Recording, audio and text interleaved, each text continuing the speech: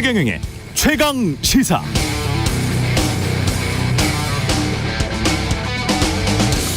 네, 인터넷에 회사에서 일 못하는 사람들의 특징이라고 치면 수많은 글들, 다양한 글들이 나오죠. 일반적으로 이런 걸 지적합니다.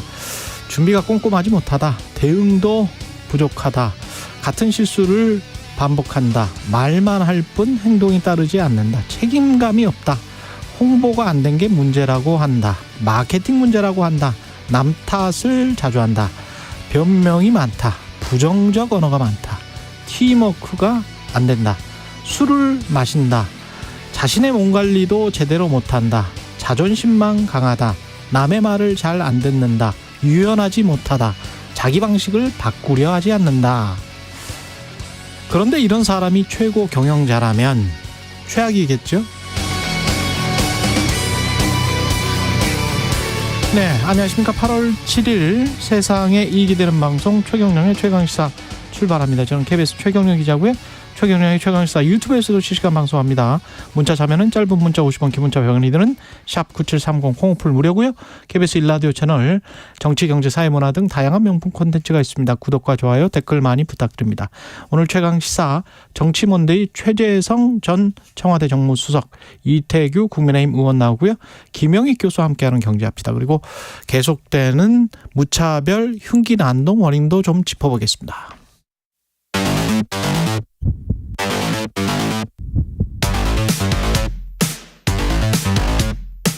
오늘 아침 가장 뜨거운 뉴스 언박싱.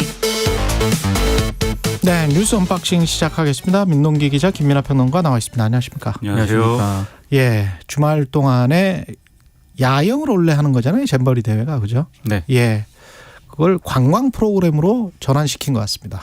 그러니까 정부가 지금 대책을 세우고 있습니다. 예. 그래서 운영 정상화에 사실상 총력을 기울이고 있는데요.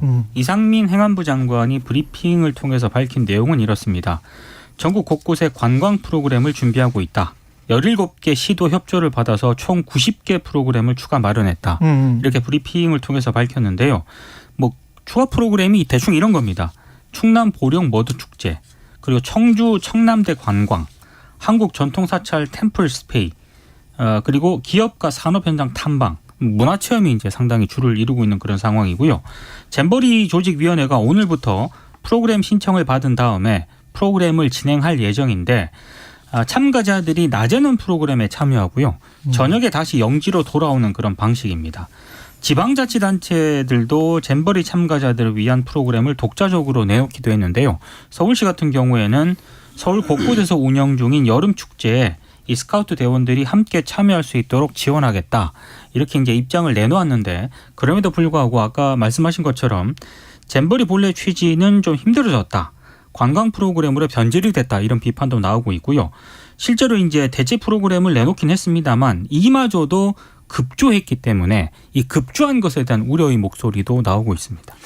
이게 어쨌든 이 대회가 어쨌든 잘 치러져서 잘 마무리가 돼야 우리가 어쨌든 지금 미국이나 영국의 이 대원들은 뭐 철수해버린 그런 상황에서 예. 국제사회에 어쨌든 좀 면을 세울 수 있어야 될 텐데. 영국은 지금 서울로 갔잖아요. 그런데 그렇습니다. 서울에서 만약에 무슨 관광 프로그램 진행하면 영국에 한 1,000명 정도 되는 것 같은데 그 사람들은 참여하나요? 근데 관광 프로그램 이전에요. 예. 뭐 BBC라든가 가디언이 보도한 내용을 보면 서울 시내 호텔에서 예. 많게는 한 방에 뭐 5명이 이제 같이 이제 들어가서 이제 묵고 있다라고 하거든요. 그리고 무슨 뭐 볼룸 뭐 이런 데서, 그런 데서 같이 이렇게 자고 그러는 것 같더라고요. 네. 어떤 공간은 아예 회의실에서, 그렇죠. 넓은 회의실에서 이제 예. 거기서 야영을 하는 거죠, 회의실에서. 근데 그런 현상이 카페트 위에서. 그렇죠. 그래서 일각에서 나오는 얘기는 예. 이제 뭐 예를 들면은 한강변이랄지 이런데 이제 수경지를 제공하는 방안 뭐 이것도 얘기를 한다고 하는데 그 영국이나 이쪽에 대해서는 예. 사실 이게 무슨 망신입니까? 근데 어쨌든 망신 당할 것은 이미 당했고 남은 거라도 제대로 치러내기 제대로 위해서는 수습이라도 한번 빨리 그렇죠. 하자. 예. 그래서 이제 이게 고육지책으로 어쨌든 관광 프로그램이나 이런 게 들어갔다고 보는데, 이 문제의 근본적인 원인은 애초에 말씀드렸습니다만 이 새만금 사업의 어떤 정당화나 이런 거를 위해서 이 여기가 이 선정이 되고 그것에 대해서 선정이 됐으면 또 완벽하게 해야 되는데 그러지 못했고 그러지 못한 것에 대한 책임이 지금까지 계속 누적해 와서 결국은 이 정권에서도 안이하게 대처하고 안이하게 접근을 했기 때문에 그래서 이제 문제가 발생했다 이렇게 봐야 되는 거거든요. 그래서 어쨌든 일단은 이거를 치러내는 것이 좀 지금은 신경을 많이 써야 될 부분이겠습니다만 이러한 과정을 제대로 짚어야 된다. 그래야 다음번에 우리가 또 국제행사 개최할 때 우리 또 가톨릭 청년대회 이런 거 우리가 또 유치했다고 기사가 나오던데 예. 그건 뭐 야영이 아니니까는 뭐 다를 수 있겠습니다만 또 이런 국제행사를 유치했을 때 똑같은 일이 벌어지면 안 되는 거 아니겠습니까? 명확하게 이 책임 소재가 왜 이렇게 불분명해졌고 왜 이렇게 제대로 대응을 못하고 있는지에 대해서 명확한 평가가 이후에 필요하다 이런 생각입니다. 지난해 가을인가요? 여가부 장관이 민주당 국회의원이 뭐 다 준비를 잘 하고 있느냐 한 10개월 남은 상태에서 뭐 그렇게 폭염이라든가 물어보니까 이런 거 대비 잘하고 있다. 폭염 태풍에 다 대비하고 있다. 그렇게 네. 대답을 했던데 그게 이제 이 지역구 의원인 더불어민주당 이원택 의원이거든요. 이쪽 지역구예요. 그렇습니다. 이 지역구니까 본인이 이제 이 현장을 계속해서 보고 있다. 그런데 우려가 많이 된다. 여기가 비가 오면 다 진흙탕이 될 것이고 물이 잘 안 빠질 것이고 또 폭염이 예고되는데 거기에 대한 대책이나 이런 것들도 미비한 것 같은데 어떻게 할 거냐 이 질문을 했거든요. 예. 그 당시에 김현숙 여가부 장관이 다 잘 준비하고 있고 배수로라든지 이런 것들 다 파서 물도 다 이렇게 빠질 수 있도록 그 뭐 다 준비를 했다 이렇게 얘기를 했는데 전혀 지금 그러한 대책은 작동을 안 한 겁니다. 지금 상황은. 예. 그러니까 이런 것들도 보면 이 정권이 어쨌든 이 대통령 취임한 지 1년 넘은 그런 상황인데 1년 지금 3개월, 5개월 그렇죠. 됐나요? 그렇죠. 예. 그렇죠. 15개월 정도 됐네. 15개월. 그동안 잘 관리했어야 되는 그러한 상황인데 왜 그런 걸 못했어야 되냐 이런 얘기가 나오는데 근데 이런 얘기 나오니까 또 바로 대통령실에서 언론에다 대고 이것은 문재인 정권 전 4년 동안 준비를 한 것이다 뭐 이렇게 얘기를 하는 바람에 이게 또 여야 간에 서로 네 잘못이다 내 잘못이다를 하고 있어요. 그러니까 제가 볼 때는 국민들이 보면 한심한 얘기입니다. 정치권의 이런 얘기는. 오늘 신문들 쭉 보면은 사설이라든가 칼럼으로 다 이건 그렇게 하는 건 잘못됐다라고 다 지적하고 있거든요. 그렇게 한다는 게 무슨 말이죠? 서로 탓하면서 예. 니탓 내탓 할 문제가 아니다 이거는. 그렇게 지적을 하고 있는데 이건 대통령실부터 나서가지고 문재인 정권부터 이게 문제였다라고 하니 여당이 거기에 막 따라가고 야당은 거기에 또 반박을 해야 되고 이런 상황을 왜 굳이 만들어서 제대로 된 책임을 못 묻게 얘기를 하는지 잘 모르겠습니다. 전북연맹은 잼버리 여기는 왜 조기 퇴영을 해버렸습니까? 나가버렸습니까? 그러니까 몇 가지 이유를 들었습니다. 예. 일단 대원들이 힘들어하고 부모들의 항의가 잇따르고 있다. 이렇게 하나를 이유를 밝혔고요. 또 하나는 조직위원회의 성범죄 부실 대응 문제도 영향을 미쳤다 이렇게 밝혔는데 예. 지난 2일에 영진의 여성 샤워 시설에서 다른 국가 남성 지도자가 발견이 돼서 조치를 요구했다라고 하는데 조직위가 경고만 했다는 겁니다. 그러니까 조직위 측의 설명은 이번 사건이 문화적 차이로 인한 것이다라고 설명을 하고 있고요. 그리고 김현숙 여성가족부 장관도 이 사건을 경미한 것으로 보고를 받았다. 다만 더 신속하게 강력한 조치가 필요하다면 경찰과 함께 진행을 하도록 하겠다. 이렇게 이제 입장을 밝혔는데 아마 이 여가부 장관의 해명이 더 좀 반발을 불러일으켰던 것 같습니다. 오늘 보도를 보니까 전북 연맹 관계자들이 피해자의 정신적 충격이 상당해서 병원에 있는데 이게 어떻게 경미한 일이냐. 경미한 것으로 보고받았다. 네. 그리고 피해자 보호와 분리 조치도 없었다라고 하면서 여전히 강력 반발을 하고 있습니다. 그리고 지금 이 전북 지역대 단체 조기 퇴영 문제와 네. 지금 언론들이 주목을 하고 있는데요. 사실 이 퇴영 전에도요. 한국 참가자들 사이에서는 개별 퇴영이 조금씩 나오고 있습니다. 이를테면 뭐 국내에서는 이번 잼버리 한 3,800여 명 정도가 참가를 했었는데 한 280명 청소년이 참가한 전남 같은 경우에는 지난 5일까지 대원 11명이 집으로 돌아갔고요. 그리고 퇴영자 대부분이 초등학생들이었다고 합니다. 예. 이제 가장 큰 이유는 각종 건강 문제로 호소했기 때문이라고 하고 청소년 129명이 야영 중인 광주 참가단에서도 어제 오전 일부 대원이 부모와 함께 집으로 돌아갔다라고 합니다. 5명이 지금 야영지를 떠난 상황입니다. 그렇군요. 그러니까 언론을 보면은 뭐 많이 개선됐다. 뭐 이게 처음에는 여러 가지로 시행착오가 있었지만 정부가 나서서 어쨌든 예비비를 풀고 그다음에 뭐 기업들도 와가지고 막 이렇게 도움을 주면서 많이 개선됐다. 뭐 이런 현장에 뭐 참가자들의 인터뷰나 이런 것들이 많이 있거든요.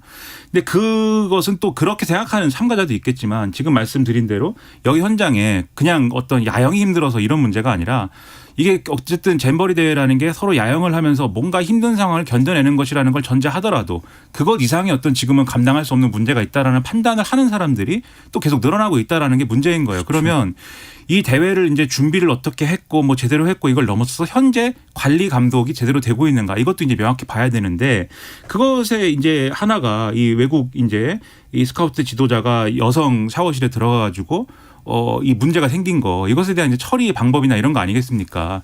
근데 이게 지금 이제 주장하기로는 들어간 사람이 주장하기로는 난 더워서 샤워를 한 것이다 이렇게 주장을 한다는데 더우면 남성 샤워실에 가야지 왜 여성 샤워실에 갔으며 이 전북연맹 측에서 주장하는 바는 이거는 여성을 따라온 것이지 따라오고 나서 이제 이렇게 샤워를 했다고 지금 하는 것이지 이게 변명이지 이걸 그대로 뭐 믿어줄 수 없다라고 주장을 또 하거든요. 여기에 대해서 그냥 경미한 사안이다라고 얘기를 하면 이게 뭐 제대로 조치가 안 됐다라는 얘기밖에 안 되는 거 아니겠습니까? 그래서 철저하게 어쨌든 이 진상 규명을 하고 이런 문제에 대해서는 그리고 애초에 샤워실이라든가 화장실이라든가 제대로 설비가 돼 있는 것인가 제대로 관리 감독이 되고 있는 것인가 충분히 확인해야 되는 문제인 것이죠. 이거를 그나마 그래도 객관적으로 보도하는 거는 외신일 텐데 영국 BBC나 뭐 가디언이나 다른 곳들은 뭐라고 보도하고 있습니까? 예, 약간 좀 민망한 내용입니다. 특히 영국 가디언 같은 경우에는요. 새만금 잼버리 관련 별도의 제보 페이지까지 만들었거든요. 여기에 이제 아들을 이번에 한국에 보낸 어머니 인터뷰가 이제 실렸는데 이런 내용입니다.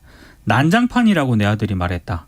그리고 스카우트의 모토는 준비하라인데 한국 정부는 그렇게 하지 않았다. 이렇게 지적을 하고 있고요. 스카우트의 모토는 준비하라. 그렇습니다. 그리고 이 아들이 서울로 왔는데 열악하게 지내고 있다라고 또 얘기를 했습니다. 아들이 공항 근처 비좁은 호텔의 방바닥에서 3명과 함께 자고 있다라고 전했고요. BBC 같은 경우에는 일부 스카우트 대원이 한 방에서 5명씩 지내고 있고 최대 250명이 숙박시설 부족으로 서울의 한 호텔 연회장에서 자고 있다. 이렇게 보도를 하고 있습니다. 그리고 영국에 이제 딸을 이번에 보낸 그 어머니도 딸이 어머니에게 이런 얘기를 했다고 해요. 샤워실과 화장실은 끔찍했고 안전하지 않았다. 떠다니는 쓰레기와 머리카락 등이 배수구를 막고 있었다. 이렇게 얘기를 했다라고 합니다. 그리고 영국 스카우트 철수는요. 시설과 음식 등의 문제도 있었기 때문이라고 참가자들이 전하고 있습니다. 그러니까 이 시설과 음식의 문제라는 게 예를 들면 화장실의 경우에는 뭐 어떤 형태의 화장실일지 우리가 짐작 가능하지 않습니까? 그러면은 이게 주기적으로 아마 청소를 하고 주기적으로 이제 그러한 것들을 처리해야 되는 그러한 형태의 화장실일 텐데 그런 것들이 제대로 작동 안 했으니까 지금 이 화장실이 보건 위협이다라고까지 얘기를 하는 거죠. 그러니까 BBC 보도에서도 단지 폭염 때문이 아니다. 시설이나 운영, 화장실 이런 것들을 지적을 하면서 영국의 스카우트 관계자가 수위를 줬지만 개선되지 않았기 때문에 우리는 철수할 수밖에 없었다. 이런 기사 대목이 나옵니다. 그렇죠. 그리고 음식 얘기도 초반에 문제가 된 게 이제 달걀이 썩은 게 나왔잖아요. 그렇죠. 그래서 지금 이것도 이제 뭐 업체를 뭐 긴급 바꿔가지고 안정적인 공급처를 확보했다 이렇게 얘기하지만 이 폭염 상황인데다가 그래서 그렇지 않아도 정상적인 식자재가 왔어도 사실 식중독 위협이 있는 상황에 이런 검증되지 않은 게 왔다라고 하면은 당연히 위협으로 간주를 하죠. 뭐 우리 언론들은 지금 뭐 계란 1만 7천 개 중에 뭐 7개가 상했던 것이다 뭐 이렇게 보도를 하지만 그 7개를 어쨌든 받아든 사람 입장에서는 그게 1만 7천 개 중에 7개였든지 그건 상관없는 거 아니겠습니까? 그렇죠. 그래서 이런 것들이 다른 이런 뭐 외신에 이렇게 나면서 우리의 이미지가 과연 어떻게 비춰질까 이런 걸 볼 수밖에 없는 것이고 거듭 말씀드리지만 이 상황에 여러 가지 책임이나 이런 것들을 규명을 해야 됩니다. 근데 계속 말씀드리는데 이 원인을 파악을 하면 애초에 이 새만금이었다라는 것과 관련돼서 얘기를 하지 않을 수 없어요. 그리고 그 결정 과정이라는 거는 이 새만금에 하고 싶다라는 건 2012년에 제출된 것이고 2015년에 경합을 해서 새만금이 결정이 됐죠. 그렇죠. 그리고 최종 결정한 게 이제 문재인 정권이고 이렇게 쭉 온 것이기 때문에 이거는 서로 탓할 문제가 아니고 애초에 왜 이렇게 됐는가를 명확하게 이 사실에 근거해서 짚어야 되는 문제입니다. 예를 들면 배수가 안 됐다 이런 것도 지금 일부 언론에는 다 보도가 됐는데 여기가 농업용지잖아요. 지금 원래 관광레저 용지가 농업용지로 바꾼 건데 그러면 이거 사용하고 나서 농업용지로 반납을 해야 됩니다. 근데 여기다가 논을 조성하거나 그럴 수 있는 용지인데 배수를 근본적으로 뭐 이렇게 어떤 배수를 하면 안 되지. 그렇죠. 오히려 그런 걸 감안하면 그러니까 잘못된 것들이 한정이가 아니고 예를 들면 일본에서도 간척지에 이 한 적이 있는데 그때는 그 간척지가 원래 이런 행사라든가 이런 것들을 애초에 용도에 두고 앞으로도 계속 그런 걸로 활용할 거라는 전제를 놓고 진행을 했기 때문에 더웠지만 배수 문제는 없었거든요. 거기 일본의 경우에는. 이런 사례들을 다 제쳐놓고 왜 이렇게 됐는가 그거를 짚어야 된다는 겁니다. 사실 이 새만금 관련해서요. 지역 언론들의 보도를 제가 쭉 한번 스크린을 한 적이 있었거든요. 근데 새만금으로 이번 장소가 결정이 됐을 때부터 그 전북 지역 언론들하고 전북 지역 환경단체들이 있지 않습니까? 지금 우리가 얘기하고 있는 이 문제 있잖아요. 그렇죠. 이미 그때부터 얘기했어요. 그리고 우리가 좀 생각해 봐야 될 게 미국 학부모가 그 이야기를 하던데 아마 우리 돈으로 거의 1,000만 원가량 되는 것 같아요. 1,000만 원 조금 못 미치는 돈인 것 같은데 우리가 그 정도 돈을 들여서 이 아이를 보냈을 때 우리는 얼마나 많은 희생이 따를 수밖에 그렇죠. 없지 않느냐. 네. 그 돈을 대려고 그 돈이었으면 우리 가족은 무엇을 할 수 있었을 것이다. 이런 이제 인터뷰가 나오더라고요. 네. 근데 상식적으로 생각을 해보면 미국이나 영국 사람들 특히 청소년들 같은 경우는 분명히 아르바이트나 뭐 이런 거를 해가지고 본인들도 굉장히 많이 벌었을 거란 말이죠. 그렇죠. 그러면 그 돈 가지고 몇백 불, 몇천 불 가지고 지금 겨우겨우 온 거예요. 비행기 티켓 끊어서. 근데 이런 상황에 처했으면 그 사람들이 느꼈을 그 아연 실색 이거는 이거 하려고 왔단 말이야. 부모님 졸라서 이거는 말이 안 되는 거지. 그 사람들이 생각했을 때는. 예. 그리고 그 돈봉투 의혹과 관련해서는 좀 짚어야 되겠는데 윤관석 의원은 구속이 됐고 이성만 의원은 구속이 안 됐고 그랬습니까? 구속영장 기각됐습니다. 예. 그러니까 법원의 판단은요. 예. 윤관석 의원 같은 경우에는 증거인멸 우려를 주된 사유로 들었습니다. 일단 전당대회 당시 보좌진이 이제 사용했던 업무 수첩 있지 않습니까? 이 관련 자료를 파쇄하고 또 검찰 압수수색 전날 기존에 쓰던 휴대전화를 은닉하거나 폐기한 것.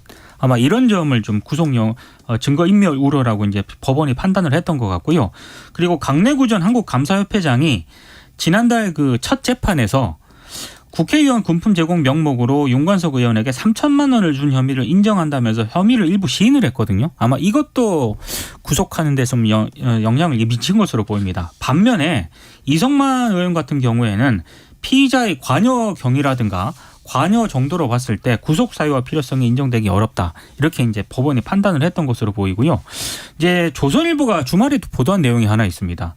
그러니까 윤관석 의원하고 이성만 의원의 구속영장 실질심사 법정에서 검찰이 돈봉투 수수 정황이 잡힌 현역 의원을 최소 19명 거론한 것으로 전해졌다. 이렇게 보도를 하면서 예. 의원들의 실명을 공개를 했거든요. 근데 이 해당 의원들은 사실이 아니다. 법적 대응을 검토하겠다라고 강력 반발을 하고 있는 그런 상황인데 검찰도 일단 돈봉투 수수 의원을 대부분 특정했다고 이제 언론들이 보도를 하고 있거든요. 그래서 앞으로 줄 소환이 이어지지 않을까 이렇게 예상이 되고 있습니다. 이게 어쨌든 수사 대상이 되는 것은 뭐 부정할 수 없는 사실이 된 것 같고 그 국회의원들이 이제 입장이 뭐냐 그리고 이제 또 언론에 이런 식으로 이제 이름이 쭉 거론되도록 어쨌든 실질심사에서 이 실명이 거론된 것이 이제 불가피한 일이었느냐 이런 것들은 짚어야 되겠지만 앞으로 민주당이 계속 이 수사에 대응을 해야 되는 그런 상황이라는 거는 또 어떤 정치적 위기나 이런 걸로 이어질 수가 있겠죠.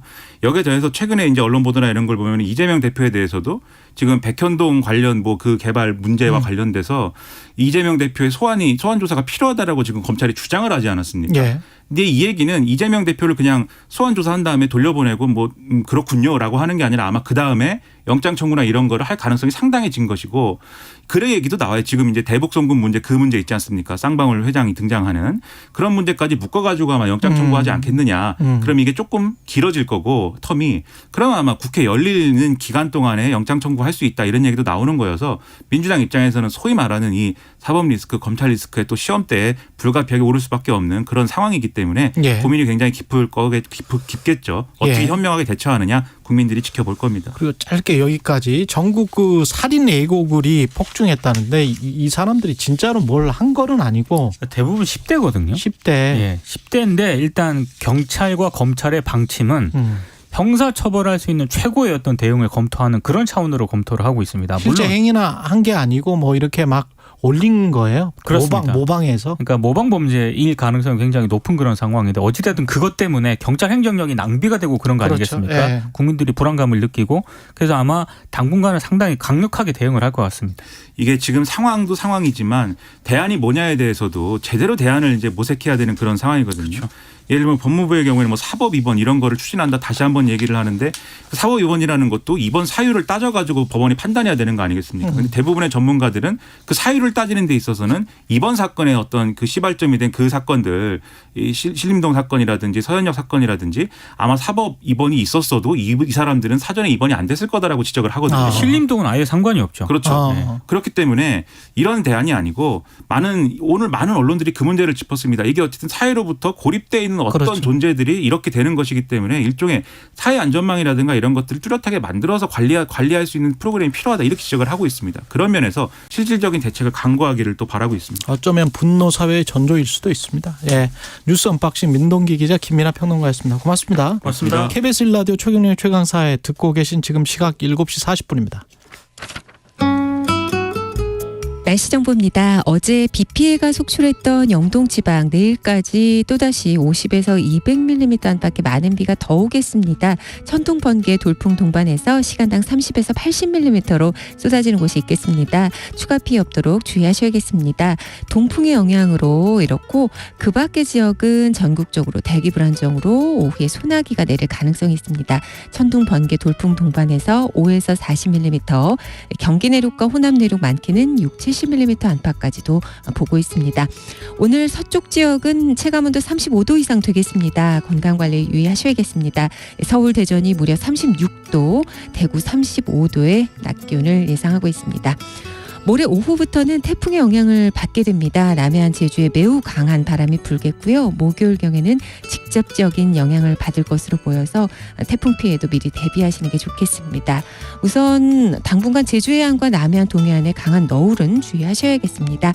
지금 서울의 기온은 29.9도입니다. 날씨였고요. 다음은 이 시각 교통 상황 알아보겠습니다. KBS 교통정보센터 김민혜 씨입니다. 네, 이 시각 교통정보입니다. 월요일 출근 정체 이어지면서 곳곳으로 돌발 구간도 잇따르고 있습니다. 영동고속도로 강릉 쪽으로 신갈분기점 부근 1차로에서 단독 사고나 처리를 하고 있어서 차로 변경에 주의하셔야겠고요. 용인에서 양지 터널 사이로는 6km 정체되고 있습니다. 또 평택 제천고속도로 평택 쪽은 남한성 부근 2차로와 갓길에서 고장난 화물차를 처리하고 있고요.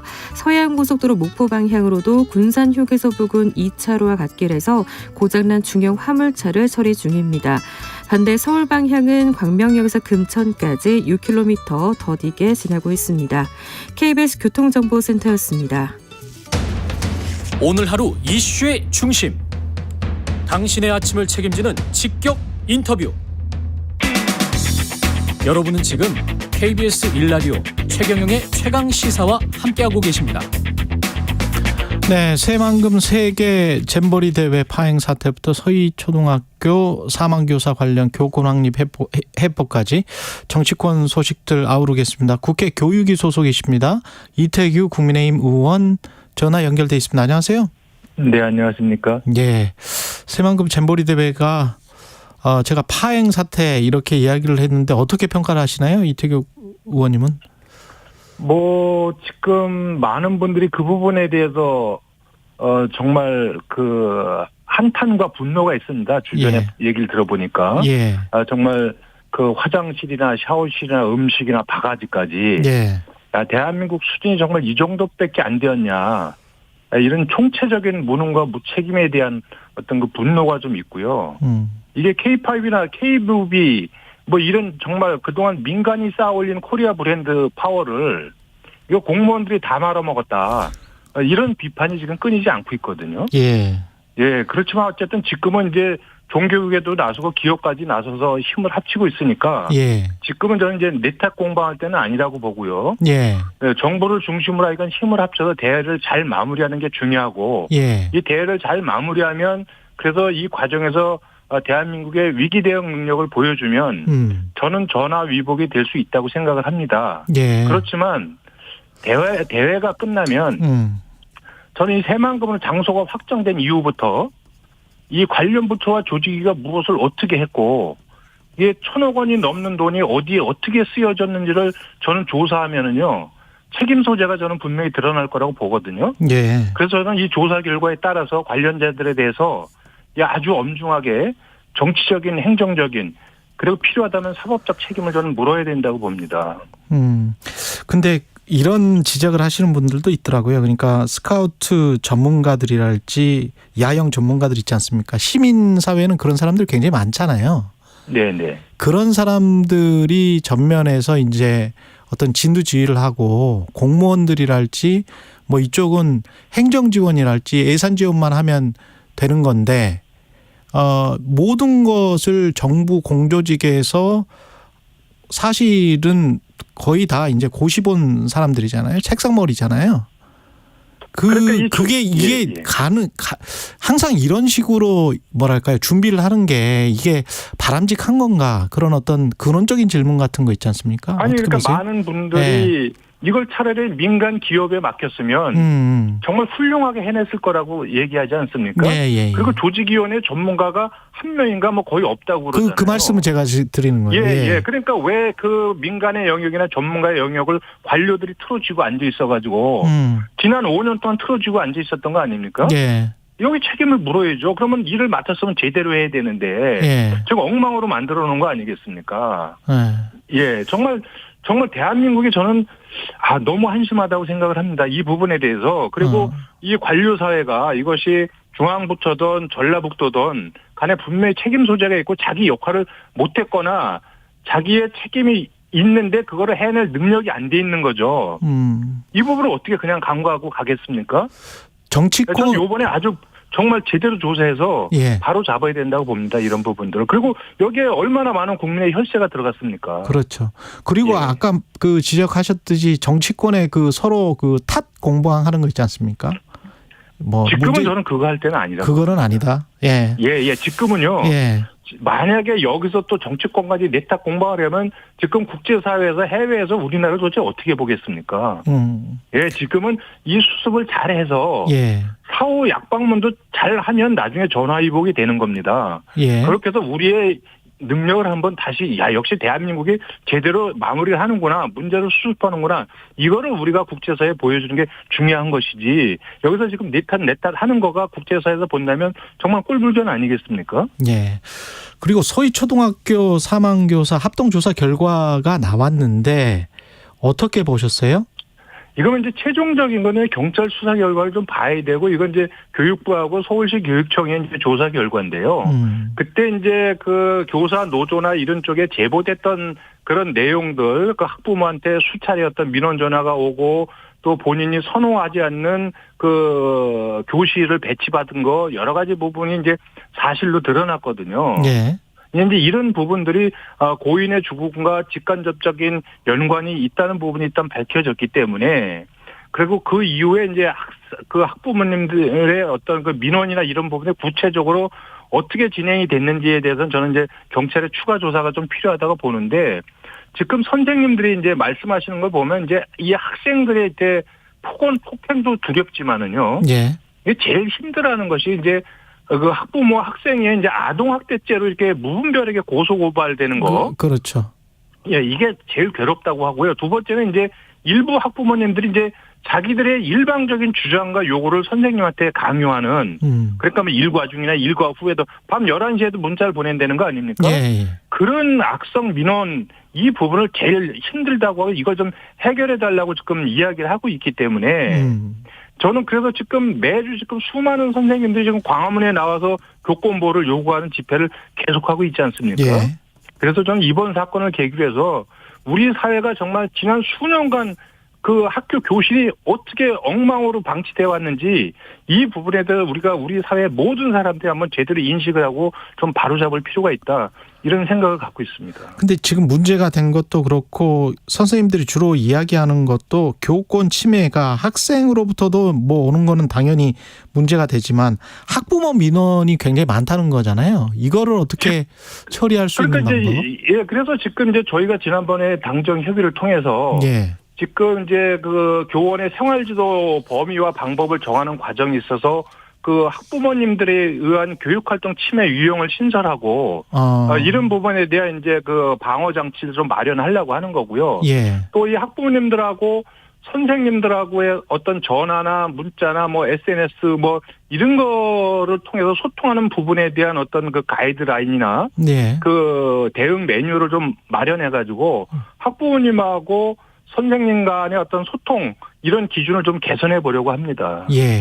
그 조희연 서울시 교육감이 전화랄지 면담이랄지 이런 것들을 예약제로 하자, 이걸 도입해보자라는 그런 어떤 주장에 관해서는 어떻게 생각하십니까? 저는 그 사전 예약하는 것이 맞다고 보고요. 이게 막 아무 사전에 연락도 없이 막 학교로 교수를 막 찾아가는 경우도 굉장히 많거든요. 예, 예. 그리고 거기서 또 많은 또 그 교권 침해 행위들이 이루어지고 있고요. 그렇죠. 예. 그리고 지금 이제 이런 그 학부모님들의 민원이나 이 부분들을 다 그럼 개별 교사한테 지금 다 맡길 거냐. 예.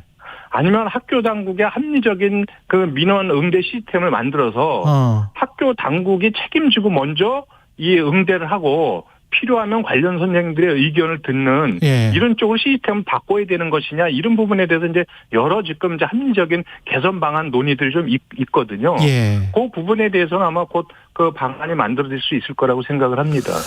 그렇군요. 그리고 교육위가 17일에 교권 회복 입법을 논의한다는데 구체적으로 어떤 입법을 이야기하는 걸까요? 지금 이제 가장 중요한 것이 그 무분별한 아동 학대죄로부터 예. 이 선생님들을 보호하기 이제 초중등 교육법 개정안이 지금 제출되어 있습니다. 예, 그 이제 제가 낸 법안도 있고 또 민주당의 강덕구 의원님이 낸 법안도 있고요. 그다음에 또 제가 작년 8월달에 발의해서 아직 통과가 안 됐지만 지금 이제 교권지휘법 개정안을 통해서 예. 아주 과도한 교권 침해 행위를 한 학생에 대해서 이거를 생활기록부에 기재할 것이냐 말 것이냐 이런 부분들이 이제 아마 논의 주제가 될 것 같습니다. 그래서 일단 그 부분을 통해서 교권을 어떻게 확보할 건지에 대해서 이제 여야 간의 의견 교환을 조금 해야 된다고 봅니다. 지금 뭐 내년 총선 이야기 안 할 수가 없는데 민주당 같은 경우는 지금 새롭게 돈봉투 의혹 사건 관련해서 이제 새롭게 사법 리스크, 그다음에 이제 이재명 대표도 백현동, 그다음에 그 대북 성공과 관련해서도 지금 같이 얽혀 있는 것 같고 어떻게 보십니까 민주당 상황은? 지금 민주당은 아마 이제 대표를 포함해서 굉장히 많은 의원들이 이제 사법 리스크에 걸려 있지 않습니까? 예. 지금 그래서 저는 그 부분들을 얼마나 정말 떳떳하고 당당하게 정리해 나가느냐. 예. 그래서 잘못한 것은 잘못한 것대로 본인들이 먼저 고쳐나가는 노력을 한다면 저는 그건 사법 리스크로 가지 않는다고 보여지는데 이 부분을 뭐 정치적인 어떤 의도가 있다는 식으로 해서 계속해서 본인들이 저지른 부정비리나 이런 부분들을 방어해 나가려고 한다면 저는 그것이 진짜 민주당의 저는 위기 요인으로 간다고 보는 거거든요. 예. 그래서 잘못한 부분은 과감하게 도려내는 거고요. 그리고 거기에 새살이 돋도록 만들어주는 것이 이제 그것이 저는 혁신이라고 보는데 지금은 어떻게 보면 또 이제 지금 민주당은 혁신이가 오히려 지금 혁신의 대상이 되고 있거든요. 예. 그렇기 때문에 오히려 지금 그 민주당은 혁신하겠다고 혁신위를 만들어놨는데 이 혁신위를 빨리 혁신하지 않으면 오히려 이것이 부메랑이 되어갖고 이재명 대표나 민주당한테 더 안 좋은 쪽으로 갈 수밖에 없지 않는가. 이 부분이 저는 뭐 모든 사람들이 좀 공감하는 영역이라고 봅니다. 왜냐하면 그 혁신위원장이 우리 일반 국민들의 눈높이나 정서에 정면으로 어긋나는 그 실언과 망언들을 해왔거든요. 예. 근데 이렇게 해가지고 혁신을 한다면 국민들이 웃지 않겠습니까? 그 이런 상황이면 국민의힘은 좀 유리합니까? 지금 현재 보시기에. 근데 심평 변호사는 뭐 전혀 딴 이야기를 하고 이준석 그 전 대표 같은 경우도 뭐 내일 한다면 100석일 것이다. 국민의힘이 뭐 이런 이야기를 하고 있는데. 일단 예. 저는 뭐 이제 심평 변호사인가 그분은 전 이제 내신제 신뢰도가 여권에서는 저는 전혀 없다고 보는데 예. 예, 그런 부분은 저는 언론이 이제 과잉 저는 보도해준다 이렇게 좀 보고 있는데 예. 말씀하신 대로 뭐 이준석 전 대표도 뭐 이제 무슨 뭐 비슷한 이야기를 했죠. 내일이 총선이 예. 뭐 국민의힘이 뭐 100석이네 민주당이 180석이네 뭐 이런 얘기를 했다고 그래요. 예. 그래서 저는 어떤 근거나 그런 추정치를 가지고 예. 전망을 하는지를 제가 알 수는 없겠지만 예. 기본적으로 선거는 크게 우리나라 선거가 여당 이기냐 야당 이기냐의 기준은 크게 세 가지입니다. 예. 하나는 이제 수도권 민심이고요. 그렇죠. 두 번째는 이제 중도층 표심이고 예. 그다음에 이제 그 유권자 포션이 점점 커지고 있는 20, 30대 표심이죠. 이 세 가지 요소를 잘 살펴보면 이제 알 수가 있는데 지금 이제 시기적으로는 사실 내년 총선이 그 대통령에 대한 중간평가 성격을 갖게 됩니다. 시기적으로 가운데 껴 있어가지고. 예. 이 부분이 이제 여당한테는 유리하지 않죠. 예. 그 다음에 현재 이제 국정 지지도나 여론 지표를 볼 때 또 여당의 유리한 국면은 아니라고 봅니다. 예. 그렇지만 이제 동시에 야당도 지금 이제 하향 박스권에 갇혀 있거든요. 그렇죠. 예. 예. 그럼 이렇게 이제 수도권 표심만을 본다면 지금 보수나 진보나 모두 자신들 진영만의 표로는 승리가 어려운 상황입니다. 예. 왜냐하면 양쪽을 다 합쳐봤자 70%가 안 되기 때문에. 그렇지. 예. 예. 그렇다면 지금 이제 무당층이 계속해서 증가하고 있지 않습니까? 예. 또 무당층의 과반 이상은 다 본인들이 중도층이라고 생각을 하는 분들이고요.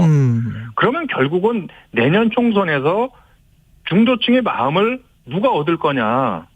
예, 이것이 선거의 관건이 된다고 보는 거고요. 예. 지금에 있는 걸 가지고 뭐 가타부타 내년 4월에 민심을 지금 예측한다는 거는 저는 뭐 그건 전혀 실효성이 없다고 보고요. 지금 다만 현재 지표가 의미하는 시사점들이 있습니다. 예. 그 시사점에 따라서 현재 우리의 부족한 부분을 누가 어떻게 메꿔 나갈 거냐. 예. 선거의 구도를 어떻게 누가 잘 짜갈 것이냐. 예. 누가 정말 공천 전략을 제대로 할 것이냐. 이런 부분들이 저는 이제 유권자들의 마음에 영향을 준다고 보는 거죠. 한 20초 남았는데요. 유승민, 이준석을 끌어들여야 된다고 보세요? 저는 원론적인 입장에서 보면 선거에서 가장 중요한 게 구도고요. 예. 구도의 우위 여부는 연합과 분열로 정해지는 거거든요. 그러니까 같은 편을 많이 모아서 하나로 묶고 예. 다른 편이 분열이 되면 이기는 게 선거예요. 예. 뭐 그런 부분은 상식적인 부분이거든요. 예. 그런 부분에서 많은 분들이 생각하는 바가 있을 거라고 생각을 합니다. 예. 이태규 국민의힘 의원이었습니다. 고맙습니다. 네, 고맙습니다.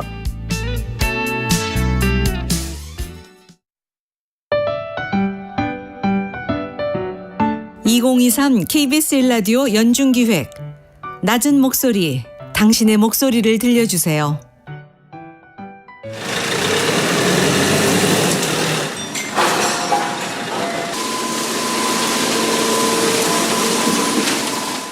예, 레미콘은 저는 운행하고 있는 이광주라고 합니다. 콘크리트, 그러니까 레드 믹스트 콘크리트라고 해서 줄여가는 레미콘인데, 아유, 그거 뭐 사방팔방 안 가는 데가 없어요. 도심서부터 뭐 강남, 뭐 반포 다 돌아다녀요, 다요. 그래도 내가 가서 어느 한 부분에 일정한 역할을 했으니까 건물 올라갈 때 이게 마음이 뿌듯하고 좋죠. 이게 더워서 더구나 타설할 때는 펌프카라 그래요. 콘크리트를 쏘아 올리는 거기 열이 엄청나요, 이게. 그럼 엄청 덥죠. 특히 이제 골목길 들어갈 때 승용차들이 세워나가지 들어가질 못해요. 그러면 참 애를 먹어요. 차 빼달라도 안 빼주고 소리가 아무래도 소음이 크죠. 그러니까 좁은 골목길 주택가에서는 짜증이 나지. 시끄러우니까. 그렇다고 우리 특성상 시동을 끌질 못해요. 끄면은 통에 안 돌면은 이 고무리가 굳어요, 안에서. 그 품질이 저하되고 때문에 무조건 시동을 켜놔야 돼요, 저거는. 이 차의 특성이 그거예요. 그런 게 진짜 힘들죠. 어느 현장에는 우리 레미콘이 다 들어가게 돼 있죠.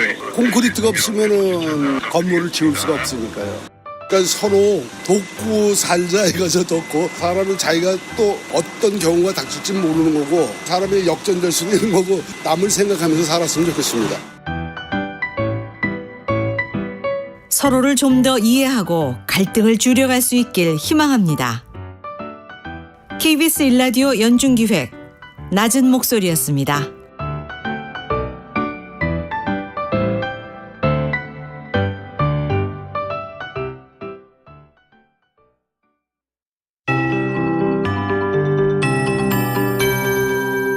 KBS 58분 날씨. 영동지방은 동풍의 영향으로 내일까지 50에서 200mm의 많은 비가 오겠습니다. 어제 저녁처럼 시간당 최대 80mm 안팎으로 오는 곳도 있겠습니다. 그 밖에 전국 대다수 지역 오늘 소나기가 내릴 전망인데요. 오후에 대기 불안정으로 천둥, 번개, 돌풍 동반에 5에서 40mm가량 올 것으로 내다보고 있습니다. 경기 내륙과 호남 내륙으로 많게는 60에서 70mm 이상 올 수도 있겠고요. 시간당 30mm 정도로 강하게 쏟아질 수 있겠습니다. 비나 소나기 오는 지역 피해 없도록 주의하시기 바랍니다. 대부분 지역에 폭염특보가 내려져 있습니다. 도심지와 해안 위주로 열대야 나타난 곳도 많았고요. 오늘 낮 기온 서울, 대전, 전주 36도, 대구 35도 등 특히 서쪽을 중심으로 고습도까지 더해지면서 체감온도 35도 이상 되겠습니다. 건강관리에 유의하셔야겠습니다. 당분간 제주 해안과 남해안, 동해안으로 강한 너울이 유입되겠습니다. 또 오늘 아침까지는 서해안과 내륙에 안개가 짙은 상황인데요. 운전하실 때도 주의하셔야겠습니다. 태풍의 직접적인 영향이 목요일부터 있을 전망이고요. 그 전날인 수요일에도 남부와 제주에 바람이 강해지기 시작하겠습니다. 특히 남해안과 제주에는 바람이 초속 20에서 30m로 강하게 불겠습니다. 지금 서울의 기온은 29도입니다. 강혜종입니다.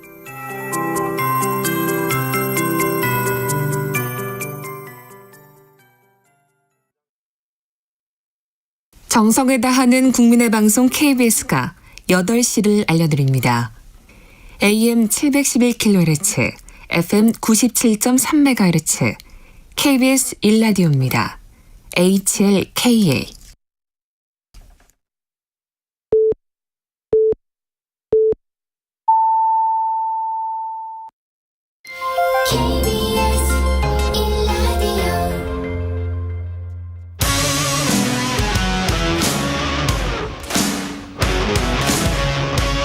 오늘 하루 이슈의 중심 최경영의 최강 시사.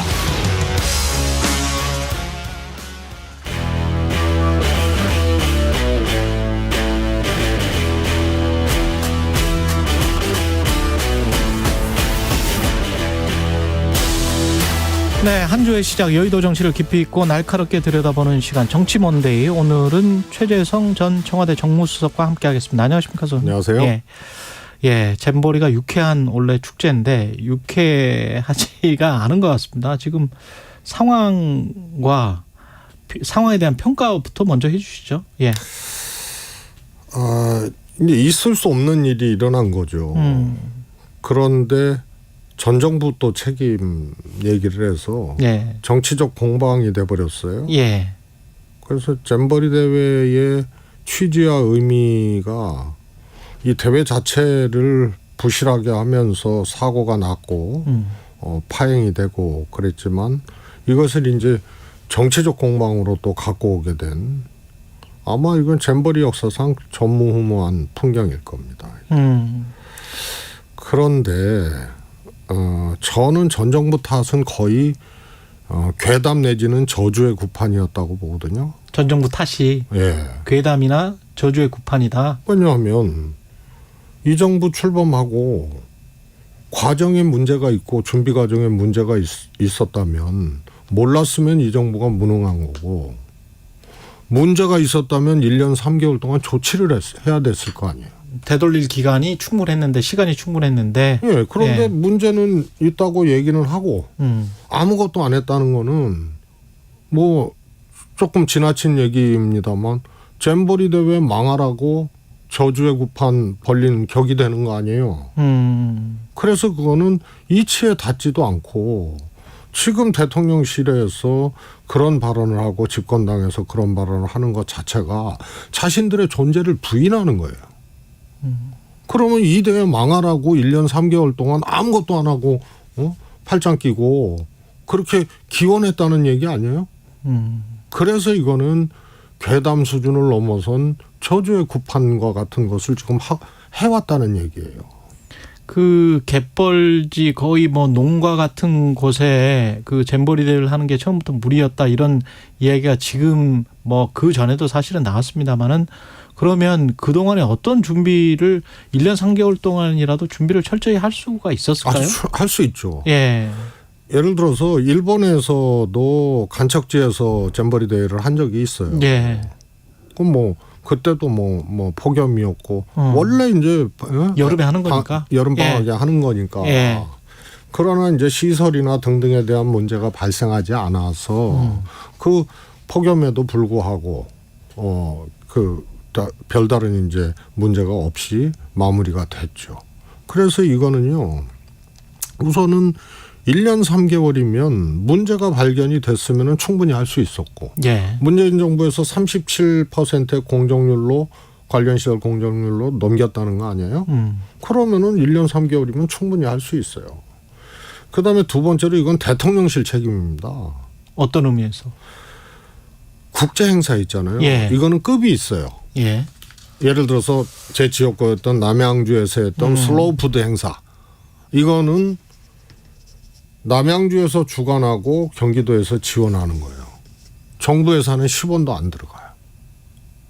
순천만 국가 이 정원박람회 있잖아요. 이거는 국가 지원 행사가 아니에요. 아, 그렇습니다. 그래서 간접 지원만 하는 거예요. 예. 그래서 순천만 정원박람회 끝나고 순천시에서는 운영관리비가 많이 드니까 국가 정원으로 승격해달라고 해서 승격이 됐죠. 그러면 운영비, 인건비를 지급할 수가 있는 거예요. 그거는 아시아문화전당도 마찬가지거든요. 그래서 늘 기재부하고 지자체하고 논쟁을 하는 게 어떤 시설을 하면 운영비를 달라. 네. 그러면은 그건 국가에서 하는 거예요. 이 여권에서는 근데 전라북도가 주체이기 때문에 전라북도가 지금 천만의 말씀입니다. 올림픽도 국가 이름을 안 따잖아요. 서울올림픽, 평창올림픽, 동경올림픽, 북경올림픽 이러잖아요. 아, 도시 이름을 따네요. 그러나 도시에서 주최를 하는 거예요. 그러나 그건 국가 예산이 투입이 됩니다. 그래서 그렇죠. 메인 스타디움, 메인 도로 이런 거는 100% 국가 예산으로 하고 그게 다 규정이 있어요. 그다음에 숙소에서 상하수도 시설 이런 거는 지자체가 더 많이 되고 국가에서 일부 지원하고 이런 게 다 국가 행사에 있어요. 근데 이거는 2016년도에 국가 지원 행사로 결정이 돼서 정부 차원에서 유치위원회가 발족이 된 거 아닙니까? 그러면은 기재부에서 인건비를 줄 수 있는 것이 국가 지원 행사예요. 네. 그러면 이거는 국가 책임이에요. 그러니까 여가부 장관이 주무장관이 된 거 아니에요. 그렇죠. 주무장관은 여가부 장관이죠. 그런데 왜 대통령실 책임이냐. 평창올림픽 때도 마찬가지고요. 국가 지원 행사. 혹시 국가 지원 행사 아니고 지자체에서 100% 하는 행사라 하더라도 매일 보고를 받습니다. 예. 예를 들어서 제가 정무수석인데 정무수석실에 자치발전 업무가 있거든요. 지자체 업무가. 그러면 이런 거는 들어와요? 뭐 1년 전, 보고서가? 2년 전부터 매일 보고받고 특히 대회 임박해서는 막 청와대가 그냥 분주하죠. 예. 그게 대표적으로 평창올림픽이에요. 리허설을 했는데 영하 20도였어요. 아, 기억납니다. 네, 예. 개막식에서 이거 만약에 이거 15도 정도, 영하 15도 정도 예측되는 그러면은 릴레아메르 그 동계올림픽이 영하 11도였어요. 예. 역대 최고의 강추위 속에서 오픈된 데서 맞아요. 이 예. 개막식을 하니까 이거 어떡하냐 해서 청와대에서 수십 차례 회의를 합니다. 그래서 당시 이희범 조직위원장이 두 가지를 발표를 합니다. 개인에게 참가자나 관중들 개인에게 지급할 개막식 때 6종 세트. 이 바람막이부터 장갑부터 귀 덮는 털모자부터 6종 세트를 공급을 하고 관중석 2층 복도에 대형 난로 40대를 놓고 그걸 룸으로 만듭니다. 강추위가 오면은 이제 그 추위를 좀 피하라고 녹일 수 있고 피할 수 있게.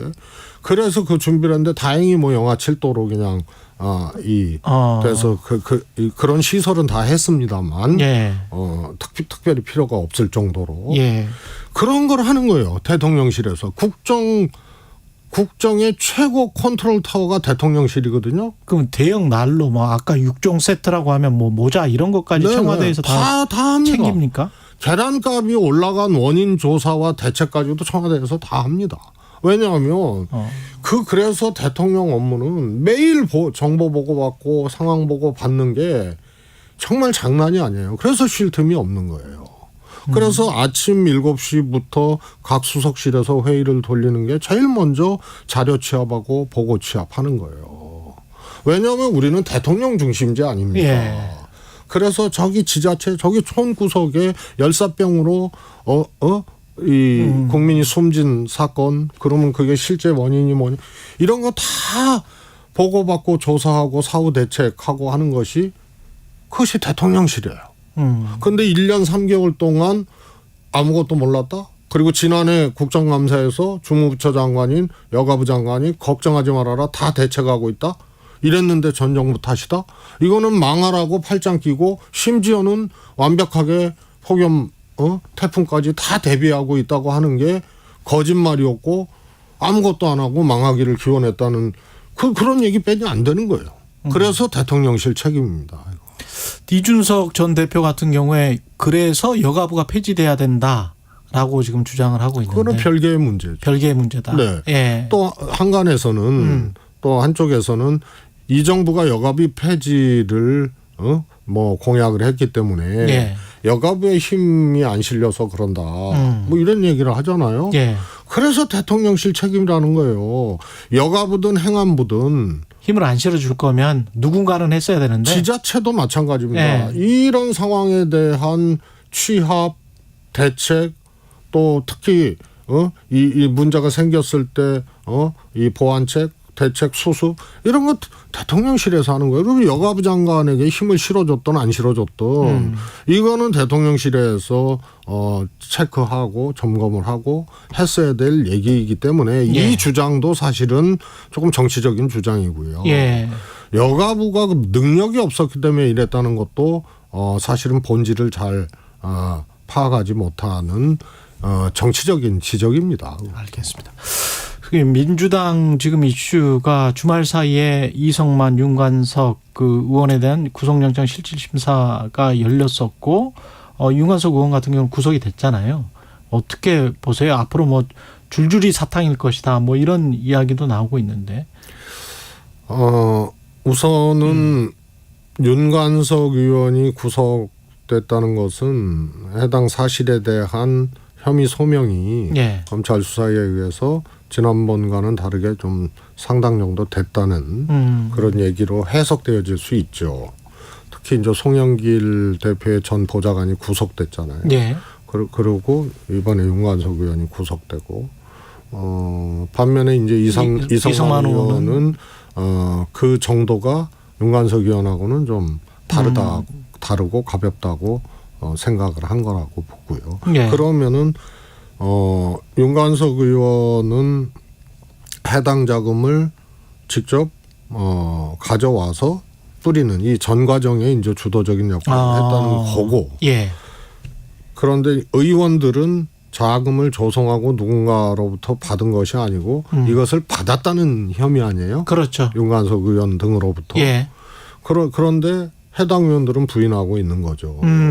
그래서 이거 규명 지금 명단이 나온 의원들. 이 명단 나온 것 자체가 잘못된 거죠. 예.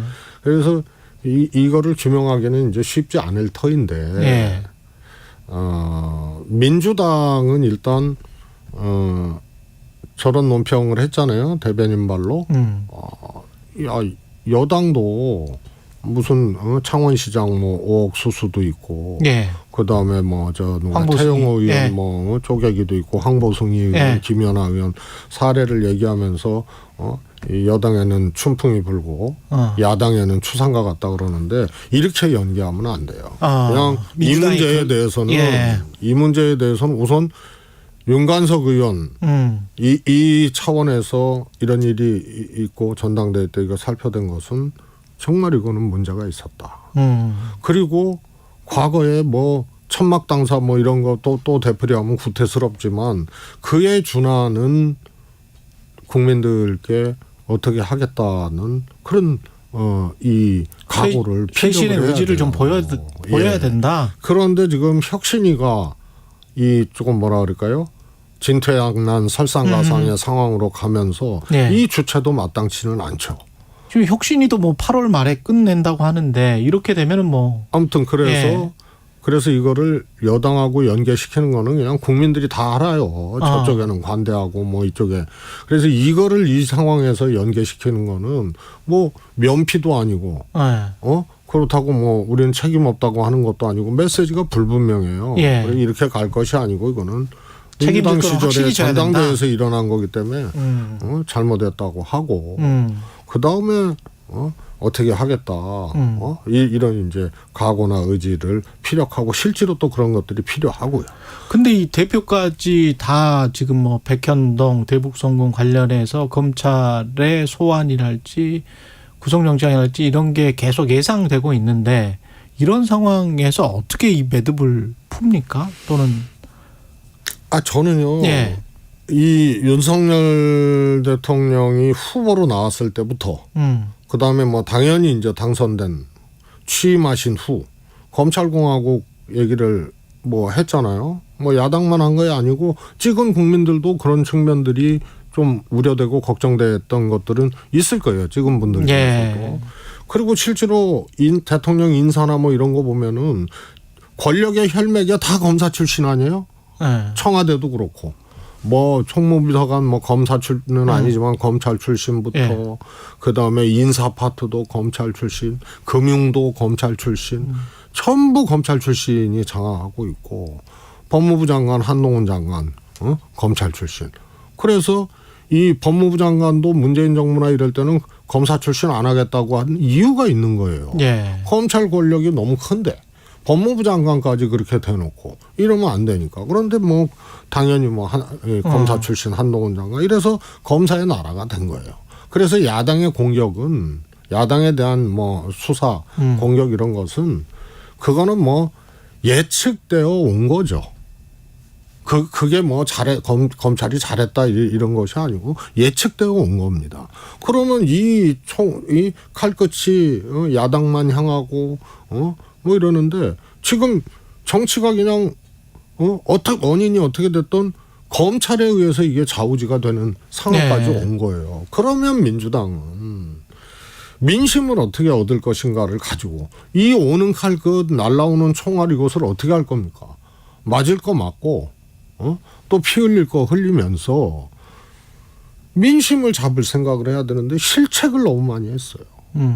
그래서 상황을 너무 안이하게 보고 그래서 혁신위도 절실하게 생각하고 출범을 시켰어야 되는데 혁신위의 필요성을 제기했던 사람이나 혁신위를 받아들인 지도부나 이 절실함이 저는 결격됐다고 봐요. 예. 그리고 그동안 민주당이 했던 여러 가지 실책들 있잖아요. 민심과 괴리될 수밖에. 이거는 셀 수 없을 정도로 많아요. 그래서 이 부분이 검찰의 공격이나 검찰의 수사를 이미 예견됐던 건데 그걸 어떻게 그만두라 그래요. 그거는 예견된 거예요. 그래서 맞아야 돼요. 그럼 맞으면서 새롭게 태어날 수밖에 없다? 그렇습니다. 그런데 더더욱이 민심과 괴리되는 실책을 하면 안 되는데 이게 부지기수였어요. 그럼 새롭게 태어나려면 어떻게 해야 됩니까? 신당 창당 수준의 뭔가 쇄신이라는 거는 사람을 싹 바꾸는 것밖에 없는 거 아니에요? 이런 상황이 되면요. 예. 그러니까 외부적 요인에 의해서 당이 공격받거나 어려움에 처하게 되면 당권이 약해집니다. 예. 당권이 약해지면 이게 누구도 책임 통제할 수 있는 그런 환경이 안 되는 거예요. 그래서 각자 도생 혹은 또 뭐 하고 싶은 말 하고 누구도 책임지지 않고 누구도 상호 통제가 안 되는 거예요.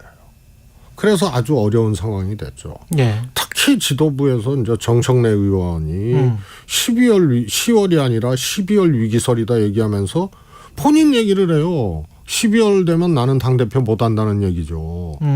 중앙위원회에서 선출하니까. 네. 근데 8개월 전인 10월 달에 만약에 이재명 대표가 물러나면 당대표 자기가 전당대회에서 지지자들, 강성 지지자들로 당대표 될 수 있다는 얘기거든요. 선거를 다시 할 수 있으니까. 그런 식의 얘기들이 나오면은 안 되는 거예요. 그래서 첫 번째가 이런 위기 상황이 오면 우선은 혁신으로 돌파를 해야 되는데 서로 조절 통제가 안 되고 당권이 약해지고 위기가 외부적인 위기가 요인으로 위기가 오니까 아무도 이게 안 돼. 그러면 결국은 기득권만 유지되는 거예요. 현역들. 예. 지리멸렬 각자도생하면서 현역 기득권만 유지되는 거예요. 민주당 쇄신은 사라지고요. 그래서 총선 앞둔 혁신위의 제일 과제는 공천혁신이거든요. 예. 그런데 혁신위가 공천혁신 근처도 못 가게 생겼어요. 그래서 이게 진퇴양난 설상가상 상황이 된 거죠. 민주당은 위기가 많네요. 제가 보기에는 위기 정도가 아니고요. 예. 거의 지금 1리터 남은 휘발유 또 지금 소진되고 있는 그 자동차가 가고 있는데 1리터면 연비가 좋은 차 같은 경우는 한 15km 정도 갈 수 있는데 그걸 시간으로 계산을 해봐야 되겠네. 그래서 이게 서로 절실해야 됩니다. 친명이든 비명이든 다 죽는다는 생각으로 해야 되는데 너무 안이한 게 이런 거예요. 너무 실책을 많이 하고 너무 혁신위 출범도 서로 절실하지 못했어요. 친명이든 비명이든. 민주당 쇄신의 시간이 타임이 없다. 지금 오히려 놓치고 있는 거죠. 그리고 혁신위가 저렇게 되니 생각해 보세요. 현역 기득권 내지는 기득권을 깨면서 우리 민주당 뭐 돈봉투 사건 있고 뭐 하는데 이렇게 하겠습니다 해서 총선 비전을 내놔야 되는 거거든요. 그게 총선 앞둔 혁신위의 과제인데 혁신위 자체가 저렇게 비틀대니 이 혁신안을 내놓을 수가 없잖아요. 그다음에 1호 혁신안이었다고 하는 불체포 특권 실제로 포기하겠다. 체포동의안 당론 가결하겠다고 했는데 그것도 통과 못 시킨 거 아니에요? 그런 체력인데 어떻게 비틀대고 있는 혁신위에서 기득권을 타파하는 공천혁신안을 내놓을 수 있겠어요? 이런 상황이 그러면 안 내놓으면은 그러면은 타협적인 혁신안이 혁신 아닙니까? 그러니까 그거는 혁신안 자체를 내놓을 수 없는 상황이 돼버린 거죠. 뭐 대통령의 지지율이 상당히 낮아도 지금 상당히 낮은 상황이니까 그런 상황에도 불구하고 총선에서 국민의힘이 오히려 승리할 가능성이 높네요. 지금. 저는 그렇다고 봅니다. 그래서 심평 변호사의 진단이나 이준석 대표의 진단에 동의할 수 없는 게 지금 여야가 딱 같은 경우거든요. 대통령에 기대서 대통령 그늘에서 총선 치르면은 깨진다 그러면은 국민의힘이 대통령으로부터 이탈하고 뒷발질하는 거예요. 그러면 사실상 비대위 상황이 오는 거예요. 그런데 그게 하나 있고 야당은 이재명 대표 체제로 사법 리스크 문제가 아니고 이 이재명 대표 체제로 총선 치르면은 진다. 그러면은 못 버티는 거예요. 그게 제가 그 전부터 했던 얘기입니다. 사법 리스크는 막아야 되고, 저 말도 안 되는 수사하니까. 그러나 민심 자체가 민주당을 떠나서 총선 치를 수 없다 그러면은 사법 리스크 없었던 과거의 당 대표들이 총선 대선 앞두고 물러났던 경우는 어떻게 해명을 할 거예요. 그래서 민심이고 그게 수습이 안 되면은 어려워지는 거고 저쪽은 대통령 그늘에서 선거 못 치르겠다 싶으면은 거기도 이제 상황이 비상 상황이 오는 거고. 그런데 상대적으로 안정감은 국민의힘 쪽에 있죠. 아무래도 집권 여당이니까. 박근혜 대통령 2016년 총선하고는 다른 게 그때 당대표 김무성이었거든요. 처음에 친박계였지만은 결별하고 대통령하고 온도 차이가 현격했던 당대표고 그래서 옥새 들고 나르샤도 했고 대통령하고 공천 과정에서 싸우고 그것 때문에 진박 논쟁 때문에 다 이긴다고 했던 거를 저쪽에서 진 거거든요. 그런데 상대적으로 지금은 김기현 대표를 거의 만들다시피 한 거 아니에요. 대통령실이. 그래서 당권은 안정돼 있어요. 거슬러 올라가서 2012년 보면 아주 심플합니다. 2008년 총선에서 친박은 학살당했어요. 그래서 박근혜 대통령이 나도 속고 국민도 속았다고 당시 여당이었지만 이명박 대통령 때 그랬어요. 그런데 2012년 이명박 대통령이 임기 말 12월에 대선 4월에 총선이었는데 그 전에 당권을 박근혜 대표한테 줍니다. 그런데 1년 6개월 전에 사퇴해야 되거든요. 당대표는. 그걸 당원을 바꿔서 그래서 이명박 박근혜 당시 두 분이 크게 타협을 한 거죠. 그래서 민주당이 다 이긴다는 선거를 거기서 이겼어요. 그래서 상대적으로 안정돼 있다. 그런 반면에 민주당은 태풍이 불고 폭풍이 불고 휘청거리고 있고 90력에 작용하고 원심력에 작용하고 있다. 그래서 지금 상태로 치르면 칩니다. 알겠습니다. 여기까지 듣겠습니다. 최재성 전 청와대 정무수석이었습니다. 고맙습니다. 감사합니다. 여러분은 지금 KBS 1라디오 최경영의 최강시사와 함께하고 계십니다.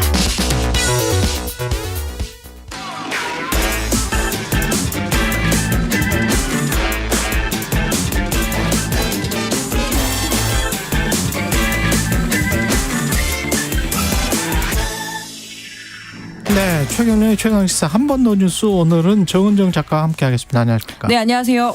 예, 온열 질환 환자가 지금 속출하고 있는데. 네, 예. 더위 소식 전하는 것도 참 송구하네요. 예. 열대야가 계속되면서 이 폭염이 꺾이지 않고 그래서 이 응급실을 찾은 온열 질환자가 100여 명에 가까이 발생을 했다라고 합니다.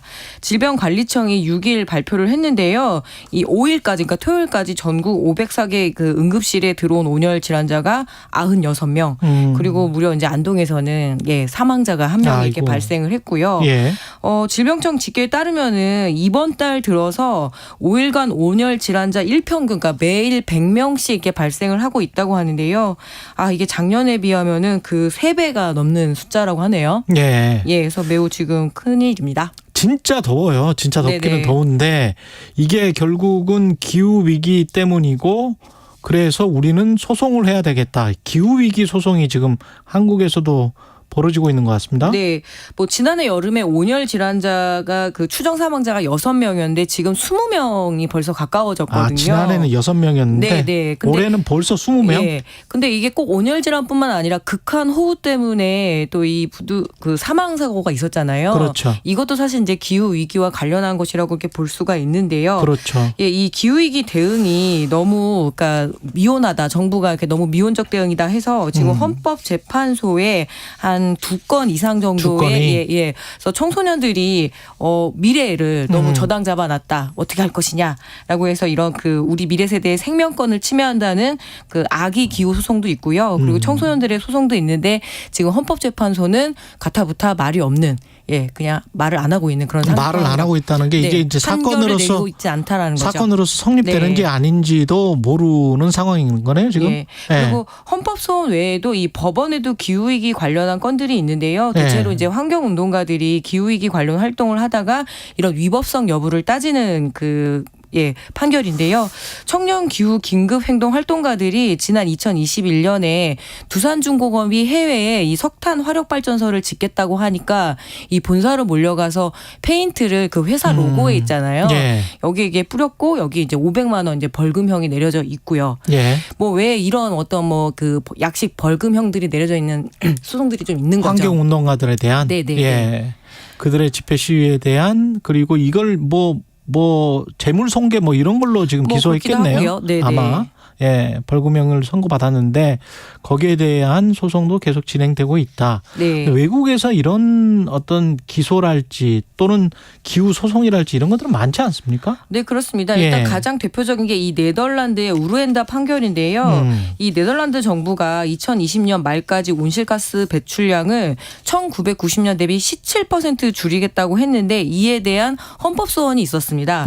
그랬더니 그 법원마저도 너무 낮게 잡았다. 미래 세대를 저당 잡았다 하면서 25%로 상향하라라는 이런 우르엔다 판결도 있고요. 그래요? 네, 그렇습니다. 그리고 독일 연방 헌법재판소도 이 구체적인 온실가스 감축 목표를 제시하지 않은 이 연방 기후 변화법에 대해서 헌법 불합치 판정, 그러니까 위헌이다라고 이제 판정을 그래서 미래 세대한테 너무 큰 감축 부담을 떠넘겼다라고 하는 그런 이야기를 했던 거죠. 그러니까 그 연방 기후 변화법에 온실가스 감축 목표가 있어야 되는데 그게 구체적이지 않다. 그리고 너무 낮게 측정돼서 미래 세대한테 너무 떠넘겨놨다라고 해서 이 헌법재판, 그러니까 독일 헌법재판소마저도 이야기를 했는데 이건 기본권을 침해한다 미래 세대. 네, 그렇죠. 근데 문제는 한국 같은 경우에는 위법성 여부 정말 그 죄가 있느냐 없느냐 이런 거를 따지는 분위기잖아요. 그래서 아무래도 이 기후 소송 같은 경우에는 좀 전망이 어둡기도 하지만 한편으로는 그 이번에 재판 과정에서 이 녹색당과 포스코 재판이 있었습니다. 녹색당 활동가들이 포스코에 이렇게 저항을 하는 과정에서 이 그 벌금 판정을 받았거든요. 그런데 이 판결을 내리면서 이 판사가 분명히 기후 위기에 문제가 있다라고 이렇게 판시에는 이렇게 적어놔 준 거죠. 그러니까 뭐라고 한 거예요? 판결문에? 이렇게 정확하게? 인간의 산업활동 등이 지구 온난화에 영향을 끼쳤음을 부인할 수 없고 그게 팩트다. 그리고 녹색당 활동에 대해서 어느 정도 어떤 그 당연히 타당한 이유가 있다라고 벌금은 때리지만 이 이유는 있다라고 이렇게 이야기는 해준 거죠. 예, 실정법 위반이기는 하지만 이게 지금 이 사람들이 주장하고 있는 게 사실이 아닌 게 아니다, 사실이다 이렇게 인정을 해준 판결문으로서 의미가 있다. 그래서 법적 판단을 받는 것은 상징적으로도 중요하지만 이 온실가스를 가장 많이 내뿜는 주체들에 대한 경종을 울린다는 점에서는 향후 늘어날 전망이고 그리고 그러다 보면 또 의미 있는 판결이 나올 거기 때문에 좀 주목을 할 필요가 있을 것 같습니다. 해외에는 기본권을 침해하는 사례다 이렇게 지금 판결을 했다는 건데 우리도 한번 눈여겨봐야 되겠습니다. 지금까지 한 번 더 뉴스 정은정 작가였습니다. 고맙습니다. 네, 감사합니다. 예.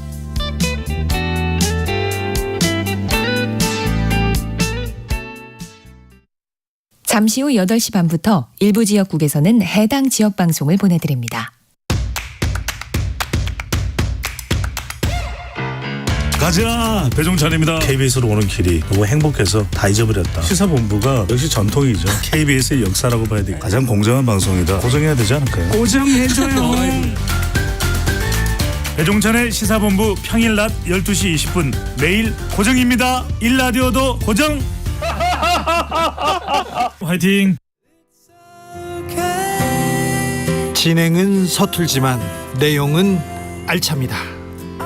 진실의 편에서 정의의 편에서 약자의 편에서 뉴스를 전합니다. 주진우 라이브와 함께 더 많이 더 오래 웃었으면 좋겠습니다. 매일 오후 5시 5분 KBS 1라디오 주진우 라이브. 지금 시각은 8시 30분입니다. KBS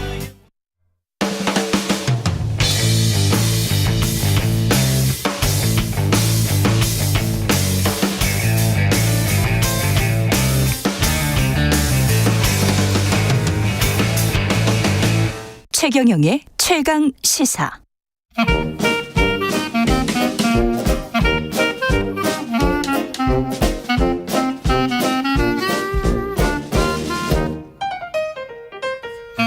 네, 최근의 최강시사 월요일은 경제합시다 코너가 있는 날입니다. 서강대학교 경제대학원 김영익 교수와 함께합니다. 안녕하십니까? 네, 안녕하십니까? 예. 세계 3대 신용평가사 중에 하나죠. 피치가 미국 신용등급을 내렸는데 뭐 이 상황이 미국 경제에 어떤 영향을 미칠까요? 예, 우선 왜 내렸냐면 미국의 정부 부채가 너무 높다. 그리고 타협이 잘 안 되고 있다. 이런 의미에서 내렸는데요. 국회에서 대통령과 그래서 일단은 그 미국 경제에 대한 신뢰도가 좀 떨어지는 것 같습니다. 떨어진다. 최고 등급에서 2등급으로 떨어졌으니까요. 그렇죠.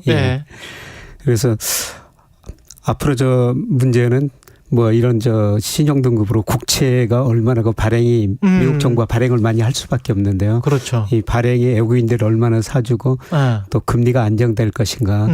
그리고 이에 따라서 경제는 또 어떻게 될 것인가. 그렇죠. 그게 핵심일 것 같습니다. 또 환율, 뭐 달러 가치 떨어지는 과정에서 약간 반등했다 다시 떨어지고 있는데 이 환율은 어떻게 될 것인가. 뭐 또 주가는 어떻게 될 것인가. 사실 문제들이 상당히 복잡합니다. 채권 시장부터 좀 알아봐야 될 것 같은데. 채권 시장 알아보고 이제 환율이나 주식이나 뭐 이런 거를 좀 알아봐야 될 것 같습니다. 근데 일단은 이렇게 강등이 됐다고 해서 뭐 미국 금리가 뭐 수익률 같은 경우는 다 이렇게 올라가서 국채 가격은 지금 떨어진 거잖아요. 그러면 오히려 파는 입장에서 봤을 때는 미국 정부 입장에서는 좋은 거 아니에요? 지금 시장은 완전히 거꾸로 지금 뭐 반응하고 있지 않습니까? 그래서 뭐 국채 수익률이 올랐다는 건 국채 가격이 떨어진다. 그렇죠. 사려는 입장에서는 더 싸게 살 수가 있는 거죠. 그렇죠. 그래서 저 오렌 버핏 같은 이런 분들은 채권을 많이 사겠다. 그러지 않습니까? 그렇죠. 그런데 미국 국채 수익률이 적정 수익률이 제가 추정해 보니까 10년짜리는 한 4% 정도 나와요. 미국 잠재 성장률하고 장기적으로는 10년짜리 국채 수익률로 갔거든요. 그런데 장기 금리는 뭐 별로 안 올랐는데 지금 단기 금리가 너무 높거든요. 그렇더라고요. 3년짜리는 3개월짜리는 뭐 5.4%, 6개월짜리 5.45%. 그다음에 2년짜리가 4.8% 정도 되거든요. 이거는 지극히 비정상적인 현상이에요. 예. 일반적으로 만기가 긴 것일수록 금리가 더 높아야 되거든요. 그렇죠. 예를 들어서 3년짜리하고 뭐 10년짜리고 수익률이 같다면은 예. 뭐 3년짜리 사지 10년짜리 안 사죠. 그렇죠. 네, 그래서 만기가 길수록 금리가 더 높아야 돼요. 상당히 금리 차가 지금 역전된 거는 거의 한 2년 가까이 되지 않았나요? 지금 예, 거의 미국 2년 가까이 되고 있습니다. 근데 이제 그게 더 갭이 벌어졌다? 갭이 이제 좀 축소되고 있어요. 갭이 축소되고 예. 있다? 예, 장기 금리가 좀 올라버리니까. 장기 금리가 올라가고 예. 있으니까. 예. 그게 의미하는 게 뭘까요? 그래서 비정상이 정상화된다는 것입니다. 예, 장기 금리가 단기 금리보다 높아야 되는데. 당연히. 예. 예, 그런데 아마 이번 사태로 인해 가지고 미국 경제가 좀 불안하고 주가도 떨어지면 소비가 위축될 것 같아요. 소비가 위축되면은 아마 미국이 연준이 금리 인상을 아마 멈출 겁니다. 금리 인상을 멈추면은 단기 금리가 떨어지거든요. 그래서 단기 금리가 이제 장기 금리보다 더 높았었는데. 근데 방금 저 단기 금리가 급등했다고 그러시지 않았었어요? 아니 크게는 안 올랐습니다. 계속 그 수준 유지하고 있습니다. 한 5.4%짜리 3개월짜리? 예, 보통 그 10년짜리고 2년 차이를 장단기 금리 차이라고 하는데요. 그렇죠. 뭐 10년짜리는 조금 올랐어요. 뭐 3.9에서 4.1% 가까이 올랐거든요. 예, 그런데 2년짜리는 4.8% 안팎에서 거의 변동이 없습니다. 2년과 10년짜리. 그거 가지고 빼는 거죠. 아마 워렌 버핏이 지금 단기 국채를 산다는 거거든요. 예, 단기 금리가 장기 금리보다 높은 건 오래 지속될 수 없습니다. 예, 그래서 조만간 미국이 금리 인상을 멈추고 금리를 내릴 수도 있다. 그러면 단기 금리가 떨어집니다. 단기 금리가 떨어지면은 단기 채권 가격은 오르게 되죠. 그렇죠. 예, 그래서 지금 3개월짜리, 6개월짜리 국채 사시면은 뭐 이익을 많이 벌 수가 있는 거죠. 예. 채권 시장에서는 그렇고 워런 버핏처럼 행동을 해도 사실은 미국의 채권이 망할 거라고 생각할 수는 없고 워런 버핏이 말한 게 당연히 맞는 것 같습니다. 지금 뭐 3개월짜리 4.8% 준다는데 누가 안 사겠어요, 사실. 그렇죠. 그럼 당연히 사지. 우리나라 정기예금금리보다 훨씬 높은데. 그렇습니다.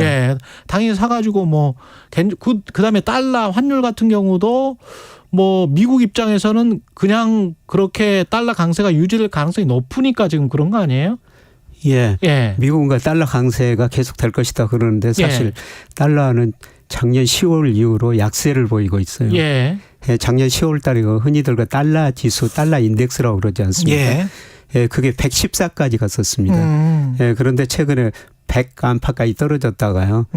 그다음에 또 102 안팎으로 올랐습니다마는 114에서 100까지 떨어진 겁니다. 그래서 애한시장이 기대한 거는 달러 지수가 떨어졌다, 달러 가치가 떨어졌다는 것은 애한시장이 기대하기는 미국이라는 경제가 지금 기준금리가 5.5% 아닙니까?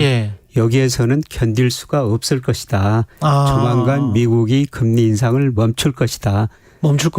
그리고 금리 인상을 멈추고 또 시간이 지나면은 금리를 내릴 것이다. 금리를 내리면은 미국으로 돈이 덜 들어가게 되거든요. 그렇겠죠. 그래서 이제 미리서 달러 가치가 떨어진 겁니다. 근데 미국 언론을 곰곰이 보면 올해 말까지는 최소한 이 금리를 유지할 것이다. 9월 달에 올릴지 안 올릴지는 모르겠지만. 그러니까 내리는 사인은 내년 뭐 4월 이렇게 예상을 하더라고요. 그거는 동의하십니까? 저는 그것보다는 좀 빨리 금리를 인하할 수 있다. 시장 컨센서스는 7월 이미 이제 금리 인상은 끝났다. 5.5%에서 계속 유지하다가 내년 3월까지 유지할 거라는 겁니다. 그럼 9월에는 절대 못 올릴 것이다? 절대는 9월 올릴 확률이 절대는 아니고 14%예요. 그러니까 굉장히 낮다. 낮다. 그리고 5.25에서 멈출 것이다. 지금 5.25에서 5.0인데요. 5.5인데요.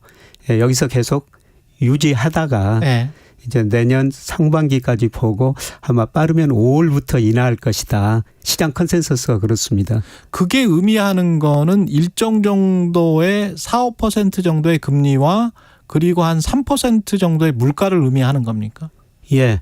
그래서 최근에 미국 물가 상승률이 좀 낮아지고는 있어요. 그래서 이번 주에도 7월 물가 상승률이 발표됐지만은 작년 6월에는 소비자 물가가 9.1%까지 올라갔거든요. 근데 이번 7월 컨센서스 보니까 한 3.3% 정도. 그렇죠. 지난 6월에도 3%대로 내려왔어요. 물가 상승률이 좀 내려오고 그럼에도 불구하고 미 연준회가 통화정책 목표가 물가 2%거든요. 예. 예. 그리고 아직 고용도 좋고 소비도 좋으니까. 그렇죠. 뭐 금리 내릴 수 있는 여지가 별로 없는 거죠. 예, 그런데 그래서 시장에서는 뭐 내년 5월에나 가서 금리를 인하할 것이다 그러는데 예, 저는 그 시점보다 조금 더 빨리 인하할 수 있다고 보고 있어요. 그게 미국에서 내년 말에 뭐 2.6% 그런 이야기를 하더라고요. 인플레이션 같은 경우도. 그러면 지금 당장 뭐 한 3.5%라고 하더라도 5.25 빼기 3.5면 꽤 차이가 나는데 좀 내려줘도 되는 거 아니에요, 사실? 거기는 앞으로 이제 소비하고 고용에 달려 있을 것 같습니다. 아마 소비가 줄어들고 고용이 뭐 지난주에도 발표됐지만 아직까지는 괜찮거든요. 그런데 그 증가세가 둔화되고 있어요. 지금 전망을 교수님은 하드 랜딩으로 보십니까? 아니면 소프트 랜딩으로 보십니까? 아니면 노 랜딩이라는 단어도 지금 요새 등장을 했어요. 그래서 아예 뭐 괜찮아. 경기 계속 괜찮을 거야. 뭐 중금리에 중인플레이션 가지만 미국 아주 짱짱할 거야. 이렇게 생각하시는 분들도 있더라고요. 로 랜딩은 아니고요. 노 랜딩은 아니다. 소프트 랜딩이냐 이제 하드 랜딩이냐 그러는데 미 의회에서 그 잠재 GDP라는 걸 추정하거든요. 미국 경제 성장 능력이죠. 그런데 작년 4분기부터 미국 실제 GDP가 성장 능력 잠재 GDP보다 좀 밑돌고 있어요. 지금 능력 이하로 성장하고 있습니다. 그런데 블룸버그 컨센서스나 IB들 보니까 올해는 미국 경제가 한 1.6% 안팎 성장하는데 내년에는 블룸버그 컨센서스는 0.6%. IB들 평균치가 내년에 0.2%입니다. 팍 떨어졌네. 그렇게 되면 하드 랜딩 하는 거죠. 하드 랜딩이다. 현재까지는 괜찮은데요. 그렇게 되면 안 내릴 수가 없을 것이다. 그렇죠. 그래서 저는 빠르면 올 12월 그리고 내년 1분기에 저는 금리를 내릴 수도 있다. 제가 좀 빨리 좀 전망하고 있습니다. 그러면 전통적으로 보면 채권 시장으로 돈이 몰리면 워런 버핏이 아까 뭐 단기 채권을 지금 샀나? 왜냐하면 워낙 높으니까 좋으니까 4, 5% 정도 줘버리는데 안 살 사람이 없죠. 근데 이제 채권 시장으로 돈이 몰리면 상대적으로 이머징 마켓 한국을 포함한 주식 시장으로는 돈이 안 가잖아요. 미국 그렇습니다. 채권 시장으로 가면. 근데 이 상황이 역전될 가능성이 있습니까? 조금 주식시장이 어려워질 것 같아요. 한동안은. 한동안은. 왜냐하면 지금 미국 배당 수익률이 1.53%거든요. 1.53. 1.53? 그러면 그만큼 배당금에 비해서 주가가 높다는 겁니다. 그러면 주식 투자하는 사람, 뭐 채권 투자하는 사람 있을 텐데요. 배당 수익률이 채권 수익률보다 훨씬 못 미치네. 그렇죠. 그러면 정상적인 사람이라면은 지금 미국 주식 안 사고 채권 사죠. 채권 사단다는 겁니다. 4.5% 뭐 5%가 개런티 되는 건데 그건 완전 보증되는 건데. 그래서 미국 주가가 아마 조금 조정을 보일 것 같습니다. 미국 주가는 조정을 받고. 미국 주가가 조정을 보면은 아마 주식형 펀드로 돈이 덜 들어오게 될 겁니다. 그래서 우리 주가도 같이 떨어질 수가 있죠. 우리 주가도 같이 떨어질 수가 있다. 근데 반론 차원에서 제가 한 가지만 더 여쭤볼게요. 단기 채권으로 간다면 돈을 더 돌린다는 거고 돈이 유동성이 계속 있다는 건데 물론 아까 이제 그런 차원의 해석도 할 수 있습니다만 미국 채권 시장으로 가면 이머징 마켓의 주식 시장은 떨어진다. 그게 전통적으로 그래 왔으니까. 하지만 단기 채권으로 가는 게 돈이 더 돌리고 그 유동성이 계속 있다고 생각하고 소프트 랜딩 쪽으로 간다고 판단을 한다면 중금리 중물가 상황에서 이머징 마켓의 주식시장으로 돈이 갈 가능성도 있지 않습니까? 그 가능성 충분히 있습니다. 그렇죠. 그거는 그 달러 가치가 중요한 거거든요. 달러 가치가 하락할 때는 미국보다는 돈이 이머징 마켓으로 몰렸어요. 그렇죠. 그래서 제가 아까 미국 주가가 떨어지고 우리 주가도 좀 조정을 받을 것이다. 그거는 단기적인 이야기고요. 단기적인 이야기. 저는 뭐 중기적으로 미국 대부채가 높고 그다음에 미국 정부 부채가 높기 때문에 달러 가치는 하락할 수밖에 없다고 생각하고 있어요.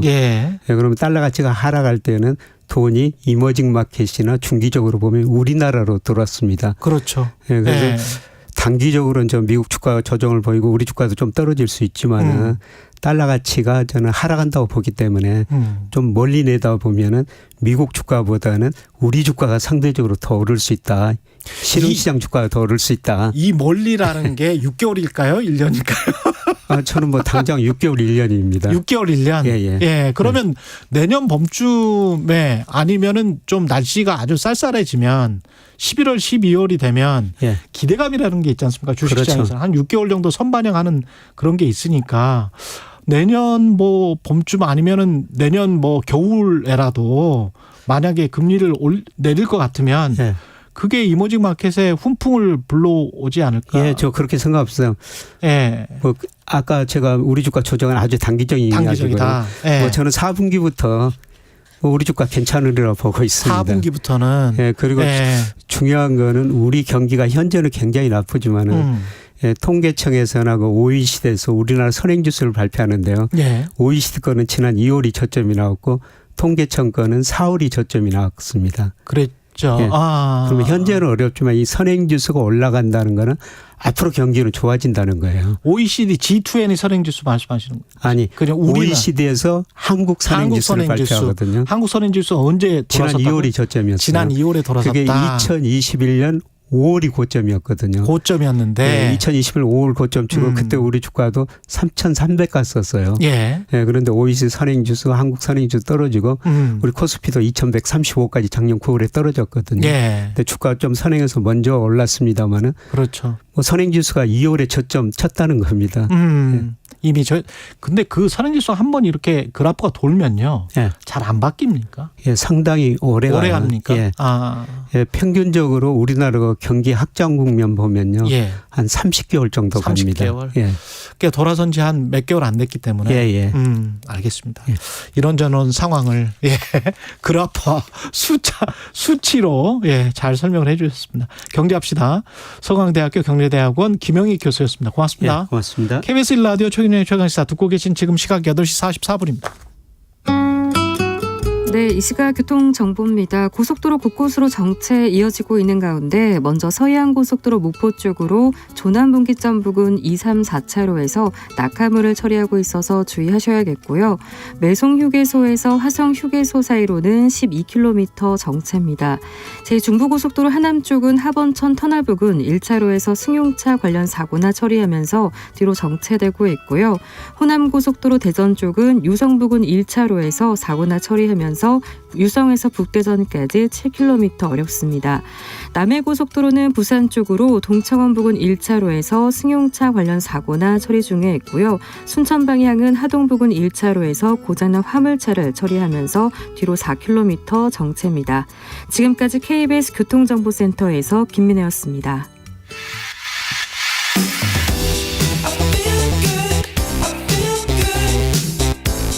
세상에 이익이 되는 방송 최경영의 최강시사.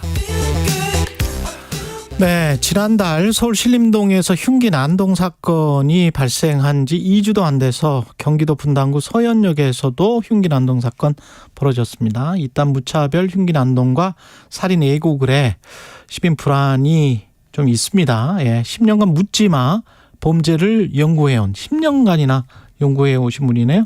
윤정숙 한국형사법무정책연구원 범죄분석조사연구실장 전화 연결돼 있습니다. 안녕하세요. 네, 안녕하세요. 네.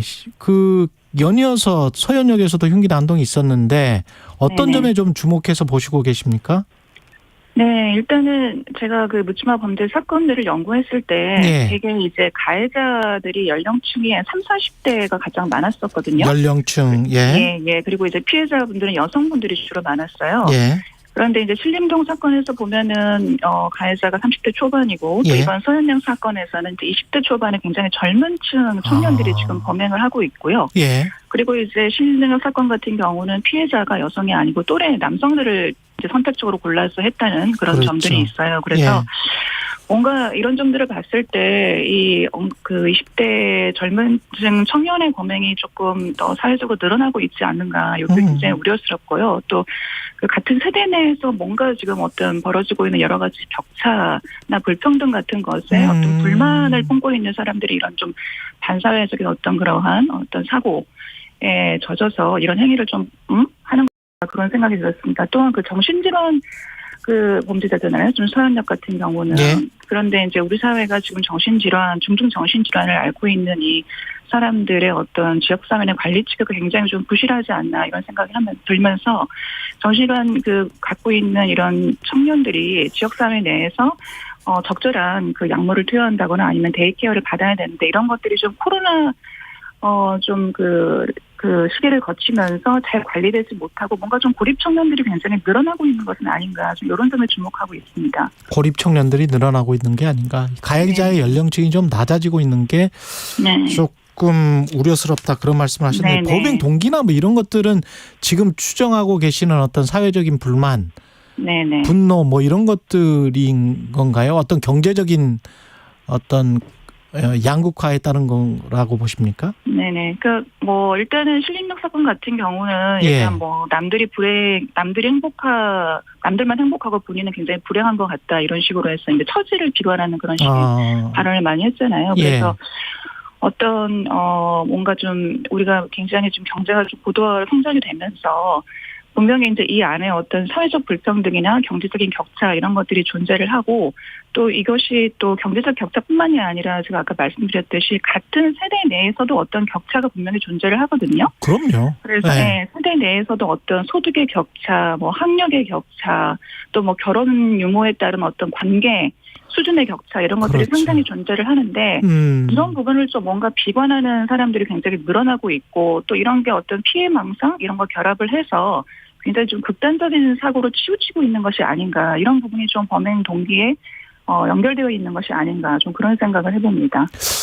이게 미국에서도 왜 슈팅 스프리라고 해가지고 뭐 묻지마 총기 난사 같은 거가 그 결혼하지 않은 또는 못한 남자들에게 많이 일어나고 있다는 뉴욕타임즈의 보도를 본 적이 있는데 혹시 한국도 그런 뭐 연구가 좀 진행이 돼야 될까요? 어떻게 보세요? 네, 그런 부분은 이제 범죄자들의 어떤 특성 연구를 해보면은요. 일단은 뭐 묻지마 범죄뿐만이 아니고 상당히 많은 범죄자들이 미혼의 상태이거나 아니면 결혼을 했다가 이혼을 하거나 이런 상태가 굉장히 많습니다. 그러니까 범죄학에서 보면은 저희가 누군가와 함께 살고 그리고 여러 가지 생각을 검증받고 또 정서적으로 결핍되지 않고 이런 부분은 사실 굉장히 친사회적인 행위로서 우리가 장려하는 부분이잖아요.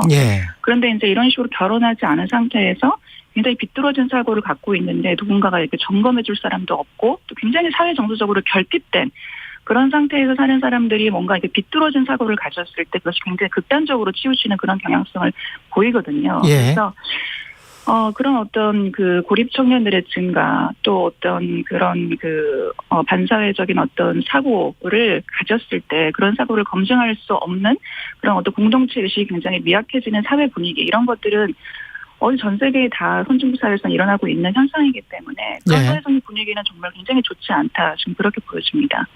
그 서현역 사건에 이어서 강남 고속터미널 그리고 대전고등학교 이게 지금 흉기사건 발생하는 게 이것도 어떤 모방 범죄 같은 어떤 그런 심리도 있습니까? 그런 부분은 분명히 일정 부분 있을 거라고 보여집니다. 그러니까 항상 이제 이런 사회적인 분위기나 이런 분위기 속에서 어떤 그런 이제 반사회적인 사고 그리고 뭔가 규범의식이 굉장히 미약한 사람들 그런 사람들은 분명히 존재하기 마련이고요. 이제 이런 사회적 혼란기를 틈타서 그런 행위를 표출함으로써 뭔가 자신의 좀 분노를 표출하는 또 그런 부분이 있을 수도 있고 또 어떤 이전에 일어난 사건들을 보고서 상당히 좀 평범한 그런 류의 사람들이 이런 범죄를 저질렀기 때문에 뭐 나도 이런 행동을 해도 뭐 큰 문제가 없겠구나 이런 식의 굉장히 도덕적 행위가 일어날 수도 있고요. 그래서 분명히 이제 이전의 범죄들의 어떤 트리거 역할을 이제 할 수는 있다 그런 식으로 생각이 들고 뭐 어떤 살인 예고 사건이나 이런 데서 보면은 모든 범죄가 다 그런 것은 아니겠지만 상당 부분 이제 굉장히 깊은 성찰이 없는 그런 어떤 글들이 보이고 또 범죄 행위를 굉장히 희화화하고 있는 좀 가능성 글들이 보여지거든요. 그런 부분은 정말 어떤 규범의식이 굉장히 미약한 그런 행위이기 때문에 굉장히 우려스러운 그런 부분이라고 보여집니다. 살인 예고글이나 뭐 흉기 난동을 부리지는 않았는데 막 그 전에 사전 예고하고 하는 그런 것들 있지 않습니까? 그런 거는 어떻게 처벌할 수 있나요? 일단은 이제 뭐 경찰에서도 얘기했듯이 그 살인 예고글들의 어떤 내용을 분석을 해서 이것이 이제 계획적인 정황이 보였을 경우에는 굉장히 엄격하게 처벌하겠다. 살인 예고글에 대해서 살인 예비죄를 적용하겠다. 이런 이제 그 선언을 했기 때문에 그 부분은 이제 그렇게 이루어질 거라고 보여지고 있고요. 단순하게 이거를 뭐 장난식 글로 이렇게 올렸다고 하더라도 이것이 분명히 이제 지금 현재 이 상황에서 많은 사람이 굉장히 불안과 공포를 조성을 하고 있고 또 아까도 말씀드렸듯이 이건 굉장히 타인에 대한 공감 능력이 부족하면서 뭔가 지금 어떤 반사회적 행위란 말이죠. 그래서 이런 부분에 대해서는 우리 각고의 현행법의 어떤 협박죄라든지 이런 것들을 적용해서 엄정하게 대응할 것으로 그렇게 기대를 하고 있습니다.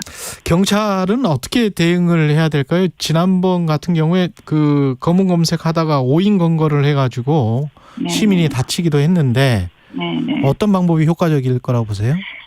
지금은 이제 뭐 잇따라 지금 뭐 흉기 난동 범죄가 일어나고 있고 또 여기저기서 이런 뭐 온라인 커뮤니티에서 막 이런 뭐 살인 예고 글들이 올라오고 있고 좀 사회적으로 굉장히 혼란된 시기고 또 이 부분을 이제 만약에 적절하게 통제하지 않으면 약간 무차별 테러가 증가할 수 있는 그런 조짐도 좀 보여지거든요. 그래서 지금은 사실상은 이런 어떤 무차별 테러 같은 것들을 좀 조기에 억제하기 위해서라도 굉장히 통제 수준을 좀 가장 높여야 되는 그런 시기라고 생각을 합니다. 이거는 물론 굉장히 단기적인 어떤 처벌이 되겠고요. 그래서 지금은 우리가 가지고 있는 어떤 사회가 가지고 있는 뭐 경찰력이라던가 이런 것들을 포함해서 어떤 공식적인 그런 통제 수준을 가장 최고치로 올려서 감시를 강화할 수 있는 그런 방식을 취해야 될 것으로 보입니다. 근데 묻지마 범죄가 이게 진짜로 폭증을 했습니까? 아니면 뭐 어떻게 그 뭐 어떤 통계 같은 게 혹시 있어요? 바로 그 부분이 지금 제가 연구자로서도 가장 아쉬운 부분이에요. 사실은 이제 제가 2014년도에 이 묻지마 범죄 연구를 처음 시작을 했었고 그때 이후로 한 10년이 지났는데 아직까지도 묻지마 범죄에 대해서 통계가 보고가 되지 않고 있습니다. 이 부분은 사실 뭐 이때 묻지마라는 용어가 이제 학계에서도 뭐 정립이 안 됐다 뭐 이런 식으로 얘기를 하면서 기준을 잡기 힘들다 이렇게 얘기를 하고 있는데 이게 그렇게 어려운 사실 범죄는 아니거든요. 기준은 뭐 일단 모르는 사람을 상대로 해서 불분명한 동기를 가지고 분노 표출을 목적으로 하는 범죄이기 때문에 이게 그렇게 어려운 범죄는 아닙니다. 그래서 이건 어떤 의지의 문제라는 생각이 들고요. 뭐 이제 경찰에서 아무래도 이게 종래 범죄들 뭐 성폭력 범죄라든지 폭력 범죄 이런 것들처럼 관련법이 있고 또 분류 코드를 명확하게 분류할 수 있는 이런 범죄들은 자동적으로 이제 통계가 잡히지만은 이제 그렇지 못 분류 코드가 잘 잡히지 않기 때문에 통계 산출이 힘들다 이렇게 얘기를 하고 있습니다만은 분류 코드를 잡으면 됩니다. 아니면은 그래서 잡으면 된다. 의지의 문제이고요. 좀 이제는 정말 더 이상 미루지 않고 빨리 이제 이 부분에 대해서 정의를 확립해서 분류 코드를 잡고 통계를 보호를 해야 될 것이고 그래야지만이 이게 범죄가 지금 늘어나고 있는지 그래야지 원인을 더 좀 더 면밀하게 밝히지. 저희 연구자들도 어떤 사회적인 어떤 문제가 어떤 것이 있는지 이런 것들을 계속적으로 진단하고 대책과 연결시킬 수가 있거든요. 그래서 지금은 그런 기초 데이터 확립하는 게 굉장히 중요한 것 같습니다. 마지막으로 1분밖에 안 남아서요. 해외에서 유럽에서나 이런 사례들이 좀 있었잖아요. 그리고 많이 보도된 적이 있는데 어떻게 보세요? 이게 따라가는 겁니까? 내에서도 뭐 여러 가지 선진국에서 사실은 이런 이제 뭐 뭔가 물질주의 사회, 자본주의 사회 내에서 어떤 사회적 불평등이 굉장히 확산이 되고 또 뭔가 공동체 의식이 좀 미약해지면서 상대적으로 좀 생명에 대한 경시 풍조 이런 것들이 이제 증가하면서 이런 어떤 그 범죄들이 좀 증가하고 있는 것 같아요. 그리고 좀 다 이제 다른 나라에서도 지금 정신질환자에 의한 이제 범죄 부분들이 굉장히 그 난맥상을 지금 초래하고 있거든요. 그래서 저희도 이제 그 예외가 아닌데 정신질환을 가지고 있다고 해서 모두가 범죄를 저지르신 것은 아니지만 중증 정신질환을 가지고 있으면서 약물을 정기적으로 섭취하지 않고 또 반사적 사고를 가지고 있는 게 굉장히 문제이기 때문에 이 부분은 국가가 나서서 지역사회가 가지고 있는 여러 가지 사회 안전망을 동원해서 관리를 해줘야 된다. 그래서 알겠습니다. 그들이 여기까지. 가지고 있는 일상적인 어떤 윤정숙 실장이었습니다. 전국적으로 무더위가 계속되고 있습니다. 폭염은 열사병, 열경련 등의 온열 질환을 유발할 수 있으며 심하면 사망에 이르게 됩니다. 폭염이 이어지면 외출을 자제하고 최대한 실내에 머무르며 물이나 이온 음료를 자주 마셔야 합니다. 현기증, 메스꺼움 등 열사병 초기 증상이 있을 땐 시원한 장소로 이동해 차가운 음료를 천천히 마시고 노출된 피부에 물을 뿌려 가능한 빨리 몸을 식혀야 합니다.